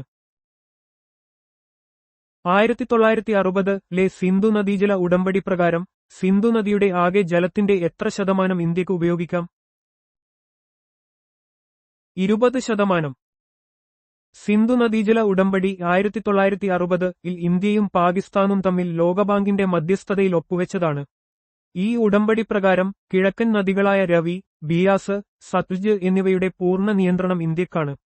എന്നാൽ പടിഞ്ഞാറൻ നദികളായ സിന്ധു, ജലം, ചെനാബ് എന്നിവയുടെ 20% ജലം മാത്രം ഇന്ത്യക്ക് ജലസേചനത്തിനും വൈദ്യുതോൽപാദനത്തിനുമായി ഉപയോഗിക്കാം. ഹിമാചൽ പ്രദേശിൽ ചെനാബ് നദി ഏതു പേരിലാണ് അറിയപ്പെടുന്നത്? ചന്ദ്രഭാഗ. ഹിമാചൽ പ്രദേശിലെ ലാഹുൽ സ്പിതി താഴ്വരയിൽ ഉത്ഭവിക്കുന്ന ചന്ദ്ര, ഭാഗ എന്നീ രണ്ട് അരുവികൾ ചേർന്നാണ് ചെനാബ് നദി രൂപപ്പെടുന്നത്. ഈ രണ്ട് അരുവികൾ താണ്ടിയിലെ സംഗമിച്ച് ചന്ദ്രഭാഗ എന്ന പേരിൽ മുന്നോട്ടു പോകുന്നു. പിന്നീട് ഇത് ജമ്മു കശ്മീരിൽ പ്രവേശിച്ച് ചെനാബ് നദിയായി മാറുന്നു. സത്ലജ് നദി എവിടെ നിന്നാണ് ഉത്ഭവിക്കുന്നത്? ടിബറ്റിലെ കൈലാഷ് പർവ്വതത്തിന് തെക്ക് മാനസരോവർ തടാകത്തിനു സമീപമുള്ള രാക്ഷസ്ഥാൽ തടാകത്തിൽ നിന്ന്. സത്ലജ് നദി ഹിമാലയൻ നദികളിൽ പ്രധാനപ്പെട്ട ഒന്നാണ്. ഈ നദി രാക്ഷസ്ഥാൽ തടാകത്തിൽ നിന്ന് ഉത്ഭവിച്ച് പടിഞ്ഞാറ് ദിശയിലേക്ക് ഒഴുകി ഹിമാചൽ പ്രദേശിലെ ഷിക്കില ചുരത്തിലൂടെ ഇന്ത്യയിലേക്ക് പ്രവേശിക്കുന്നു. സിന്ധു നദീവ്യവസ്ഥയുടെ ഭാഗമായ ഇത് പഞ്ചാബിലൂടെ ഒഴുകി പാകിസ്ഥാനിൽ ചെനാബുമായി ചേരുന്നു. ബക്ര-നംഗൽ അണക്കെട്ട് ഏത് നദിയിലാണ് നിർമ്മിച്ചിരിക്കുന്നത്? സത്ലജ് നദിയിൽ. ഇന്ത്യയിലെ ഏറ്റവും വലിയ ബഹുവിധ നദീതട പദ്ധതികളിൽ ഒന്നാണ് ബക്ര-നംഗൽ അണക്കെട്ട്. പഞ്ചാബിലെ സത്ലജ് നദിക്ക് കുറുകെ നിർമ്മിച്ചിരിക്കുന്ന ഇത് ജലസേചനം, വൈദ്യുതി ഉത്പാദനം, വെള്ളപ്പൊക്ക നിയന്ത്രണം എന്നിവയ്ക്ക് സഹായിക്കുന്നു. ജവഹർലാൽ നെഹ്റു ഇതിനെ ആധുനിക ഇന്ത്യയുടെ ക്ഷേത്രം എന്ന് വിശേഷിപ്പിച്ചു. ഗംഗാനദി എവിടെ നിന്നാണ് ഉത്ഭവിക്കുന്നത്? ഉത്തരാഖണ്ഡിലെ ഉത്തരകാശി ജില്ലയിൽ ഗോമുഖിനടുത്തുള്ള ഗംഗോത്രി ഹിമാനിയിൽ നിന്ന്. ഗംഗോത്രി ഹിമാനിയിലെ ഗോമുഖാണ് ഗംഗാനദിയുടെ പ്രധാന ഉത്ഭവസ്ഥാനമായി കണക്കാക്കപ്പെടുന്നത്. ഇവിടെ ഇത് ഭാഗീരഥി എന്ന പേരിലാണ് അറിയപ്പെടുന്നത്. ഹിന്ദു മതവിശ്വാസികൾക്ക് ഏറെ പുണ്യമായ ഈ നദി ഇന്ത്യയിലെ ഏറ്റവും നീളമുള്ള നദികളിലൊന്നാണ്. ഗംഗാനദി അതിന്റെ ഉത്ഭവസ്ഥാനത്ത് ഏതു പേരിലാണ് അറിയപ്പെടുന്നത്? ഭാഗീരഥി. ഗംഗോത്രി ഹിമാനിയിൽ നിന്ന് ഉത്ഭവിക്കുന്ന ഗംഗാനദിയുടെ പ്രധാന പോഷകനദിയാണ് ഭാഗീരഥി. ഉത്ഭവസ്ഥാനത്ത് ഇത് ഭാഗീരഥി എന്ന പേരിലാണ് അറിയപ്പെടുന്നത്.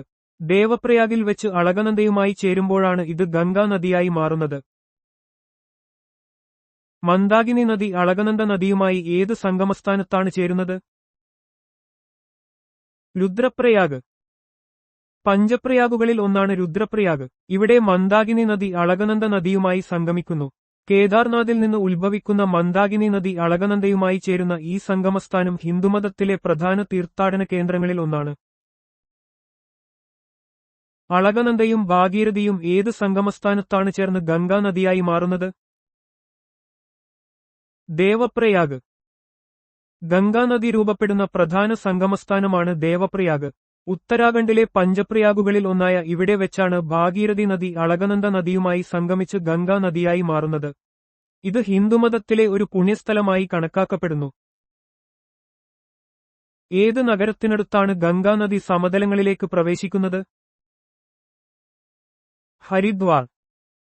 ഗംഗാനദി ഹിമാലയൻ പർവ്വതനിരകളിൽ നിന്ന് ഉത്ഭവിച്ച് സമതലങ്ങളിലേക്ക് പ്രവേശിക്കുന്ന ആദ്യത്തെ പ്രധാന നഗരമാണ് ഹരിദ്വാർ. ഹിന്ദുമതത്തിലെ സപ്തപുരികളിൽ ഒന്നായ ഹരിദ്വാർ ഒരു പ്രധാന തീർത്ഥാടന കേന്ദ്രമാണ്. ഇവിടെ കുംഭമേള ആഘോഷിക്കാറുണ്ട്. ബംഗ്ലാദേശിൽ ഗംഗാനദി ഏതു പേരിലാണ് അറിയപ്പെടുന്നത്? പത്മ. ഇന്ത്യയിൽ നിന്ന് ബംഗ്ലാദേശിലേക്ക് പ്രവേശിക്കുമ്പോൾ ഗംഗാനദിക്ക് പത്മ എന്ന പേര് ലഭിക്കുന്നു. പിന്നീട് പത്മനദി ബ്രഹ്മപുത്ര നദിയുമായി ബംഗ്ലാദേശിൽ ജമുന എന്നറിയപ്പെടുന്നു ചേർന്ന് മേഘ്ന നദിയായി ബംഗാൾ ഉൾക്കടലിലേക്ക് ഒഴുകുന്നു. ഗംഗാനദി ബംഗാൾ ഉൾക്കടലിൽ പതിക്കുന്നതിനു മുൻപ് രൂപീകരിക്കുന്ന ഡെൽറ്റയുടെ പേരെന്ത്? സുന്ദർബൻസ്. ഗംഗയും ബ്രഹ്മപുത്രയും ചേർന്നാണ് ലോകത്തിലെ ഏറ്റവും വലിയ ഡെൽറ്റയായ സുന്ദർബൻസ് രൂപീകരിക്കുന്നത്. ബംഗാൾ ഉൾക്കടലിലാണ് ഇത് സ്ഥിതി ചെയ്യുന്നത്. കടുവകളുടെ ആവാസവ്യവസ്ഥയ്ക്കും കണ്ടൽക്കാടുകൾക്കും ഈ പ്രദേശം പ്രശസ്തമാണ്. വിഷ്ണുപ്രയാഗിൽ സംഗമിക്കുന്ന നദികൾ ഏവ? ധൗളിഗംഗ അളകനന്ദയുമായി ചേരുന്നു. അളകനന്ദ നദിയുമായി മറ്റു നദികൾ ചേരുന്ന 5 പ്രധാന പ്രയാഗങ്ങളിൽ ഒന്നാണ് വിഷ്ണുപ്രയാഗ്. ഉത്തരാഖണ്ഡിലെ ചമോലി ജില്ലയിലാണ് ഇത് സ്ഥിതി ചെയ്യുന്നത്. പഞ്ചപ്രയാഗുകൾ ഹിന്ദു തീർത്ഥാടന കേന്ദ്രങ്ങൾക്ക് പേരുകേട്ടതാണ്. നന്ദപ്രയാഗിൽ സംഗമിക്കുന്ന നദികൾ ഏവ? നന്ദാകിനി അളകനന്ദയുമായി ചേരുന്നു. അളകനന്ദ നദി നന്ദാകിനി നദിയുമായി ചേരുന്ന പ്രശസ്തമായ പ്രയാഗമാണ് നന്ദപ്രയാഗ്. ഉത്തരാഖണ്ഡിലെ പഞ്ചപ്രയാഗുകളിൽ ഒന്നാണിത്. ഈ സംഗമസ്ഥാനങ്ങൾ പ്രാദേശിക സംസ്കാരത്തിലും മതപരമായ വിശ്വാസങ്ങളിലും പ്രധാന പങ്ക് വഹിക്കുന്നു. കർണപ്രയാഗിൽ സംഗമിക്കുന്ന നദികൾ ഏവ? പിണ്ടാർ അളകനന്ദയുമായി ചേരുന്നു. ഉത്തരാഖണ്ഡിലെ പഞ്ചപ്രയാഗുകളിൽ പ്രധാനപ്പെട്ട ഒന്നാണ് കർണപ്രയാഗ്. ഇവിടെ അളകനന്ദ നദി പിണ്ടാർ നദിയുമായി സംഗമിക്കുന്നു. ഭാരതത്തിലെ നദീസംഗമങ്ങൾക്ക് വലിയ മതപരമായ പ്രാധാന്യമുണ്ട്. ചൈനയിൽ ടിബറ്റിൽ ബ്രഹ്മപുത്ര നദി അറിയപ്പെടുന്നത് ഏതു പേരിലാണ്? യാർലും സാങ്ബോ. ടിബറ്റിലെ കൈലാസ പർവ്വതനിരകളിൽ നിന്ന് ഉത്ഭവിക്കുന്ന ബ്രഹ്മപുത്ര നദിക്ക് ചൈനയിൽ യാർലും സാങ്ബോ എന്നാണ് പേര്. ഇന്ത്യയിൽ പ്രവേശിക്കുമ്പോൾ സിയാങ് എന്ന പേരിലും പിന്നീട് ബ്രഹ്മപുത്ര എന്ന പേരിലും ഇത് അറിയപ്പെടുന്നു. ബ്രഹ്മപുത്ര നദി എവിടെ നിന്ന് ഉത്ഭവിക്കുന്നു? പശ്ചിമ ടിബറ്റിലെ ആങ്സി ഹിമാനിയിൽ നിന്ന്. പശ്ചിമ ടിബറ്റിലെ കൈലാസ പർവ്വതനിരകളിലെ ചെമയുന്തും ഹിമാനിക്കടുത്തുള്ള ആങ്സി ഹിമാനിയിൽ നിന്നാണ് ബ്രഹ്മപുത്ര നദി ഉത്ഭവിക്കുന്നത്. ടിബറ്റ്, ഇന്ത്യ, ബംഗ്ലാദേശ് എന്നീ രാജ്യങ്ങളിലൂടെ ഒഴുകുന്ന ഈ നദി ഏഷ്യയിലെ ഒരു പ്രധാന ജലപാതയാണ്. ചൈനയിൽ ടിബറ്റിൽ ബ്രഹ്മപുത്ര നദിക്ക് എന്താണ് പേര്? ബംഗ്ലാദേശിൽ ഇത് ഏതു പേരിലാണ് അറിയപ്പെടുന്നത്? ചൈനയിൽ ടിബറ്റിൽ സാങ്ബോ എന്നും ബംഗ്ലാദേശിൽ ജമുന എന്നും. ബ്രഹ്മപുത്ര നദി വിവിധ രാജ്യങ്ങളിൽ വ്യത്യസ്ത പേരുകളിൽ അറിയപ്പെടുന്നു. ടിബറ്റിൽ സാങ്ബോ എന്നും ഇന്ത്യയിൽ ബ്രഹ്മപുത്ര എന്നും ബംഗ്ലാദേശിൽ ജമുന എന്നും ഈ നദി അറിയപ്പെടുന്നു. ഇന്ത്യയിലെ ബ്രഹ്മപുത്ര നദിയുടെ പ്രധാന പോഷകനദികൾ ഏതൊക്കെയാണ്? ദിബാംഗ്, ലോഹിത്, സുബൻസിരി, കാമെങ്, മാനസ്, സങ്കോഷ്, ടീസ്റ്റ എന്നിവയാണ്. ദിബാംഗ്, ലോഹിത്, സുബൻസിരി, കാമെങ്, മാനസ്, സങ്കോഷ്, ടീസ്റ്റ എന്നിവ ബ്രഹ്മപുത്ര നദിയുടെ പ്രധാന പോഷകനദികളാണ്. ഈ നദികൾ വടക്കുകിഴക്കൻ ഇന്ത്യയിലെ ജലസ്രോതസ്സുകളിലും പരിസ്ഥിതിയിലും നിർണായക പങ്ക് വഹിക്കുന്നു. ലോഹിത് നദി എവിടെ നിന്ന് ഉത്ഭവിക്കുന്നു? ഇന്ത്യയിലെ ഏത് സംസ്ഥാനങ്ങളിലൂടെയാണ് ഇത് ഒഴുകുന്നത്? കിഴക്കൻ ടിബറ്റിലെ സായുൽ ചു പർവ്വത ഹിമാനിയിൽ നിന്ന് ഉത്ഭവിച്ച് അസം, അരുണാചൽ പ്രദേശ് എന്നീ സംസ്ഥാനങ്ങളിലൂടെ ഇത് ഒഴുകുന്നു. ബ്രഹ്മപുത്ര നദിയുടെ ഒരു പ്രധാന പോഷകനദിയാണ് ലോഹിത്. കിഴക്കൻ ടിബറ്റിലെ സായുൽ ചു ഹിമാനിയിൽ നിന്ന് ഉത്ഭവിക്കുന്ന ഇത് അരുണാചൽ പ്രദേശിലൂടെയും അസമിലൂടെയും ഒഴുകുന്നു. രക്തനദി എന്നും ഇത് അറിയപ്പെടുന്നു. ദിബാംഗ് നദി എവിടെ നിന്ന് ഉത്ഭവിക്കുന്നു? മിഷ്മി കുന്നുകളിൽ നിന്ന്. ബ്രഹ്മപുത്ര നദിയുടെ മറ്റൊരു പ്രധാന പോഷകനദിയാണ് ദിബാംഗ്. അരുണാചൽ പ്രദേശിലെ മിഷ്മി കുന്നുകളിൽ നിന്നാണ് ഇത് ഉത്ഭവിക്കുന്നത്. വടക്കുകിഴക്കൻ ഇന്ത്യയിലെ ജലഗതാഗതത്തിനും കൃഷിക്കും ഈ നദി ഒരു പ്രധാന പങ്കുവഹിക്കുന്നു. ബ്രഹ്മപുത്ര നദിയുടെ ഏറ്റവും വലിയ പോഷകനദി ഏതാണ്?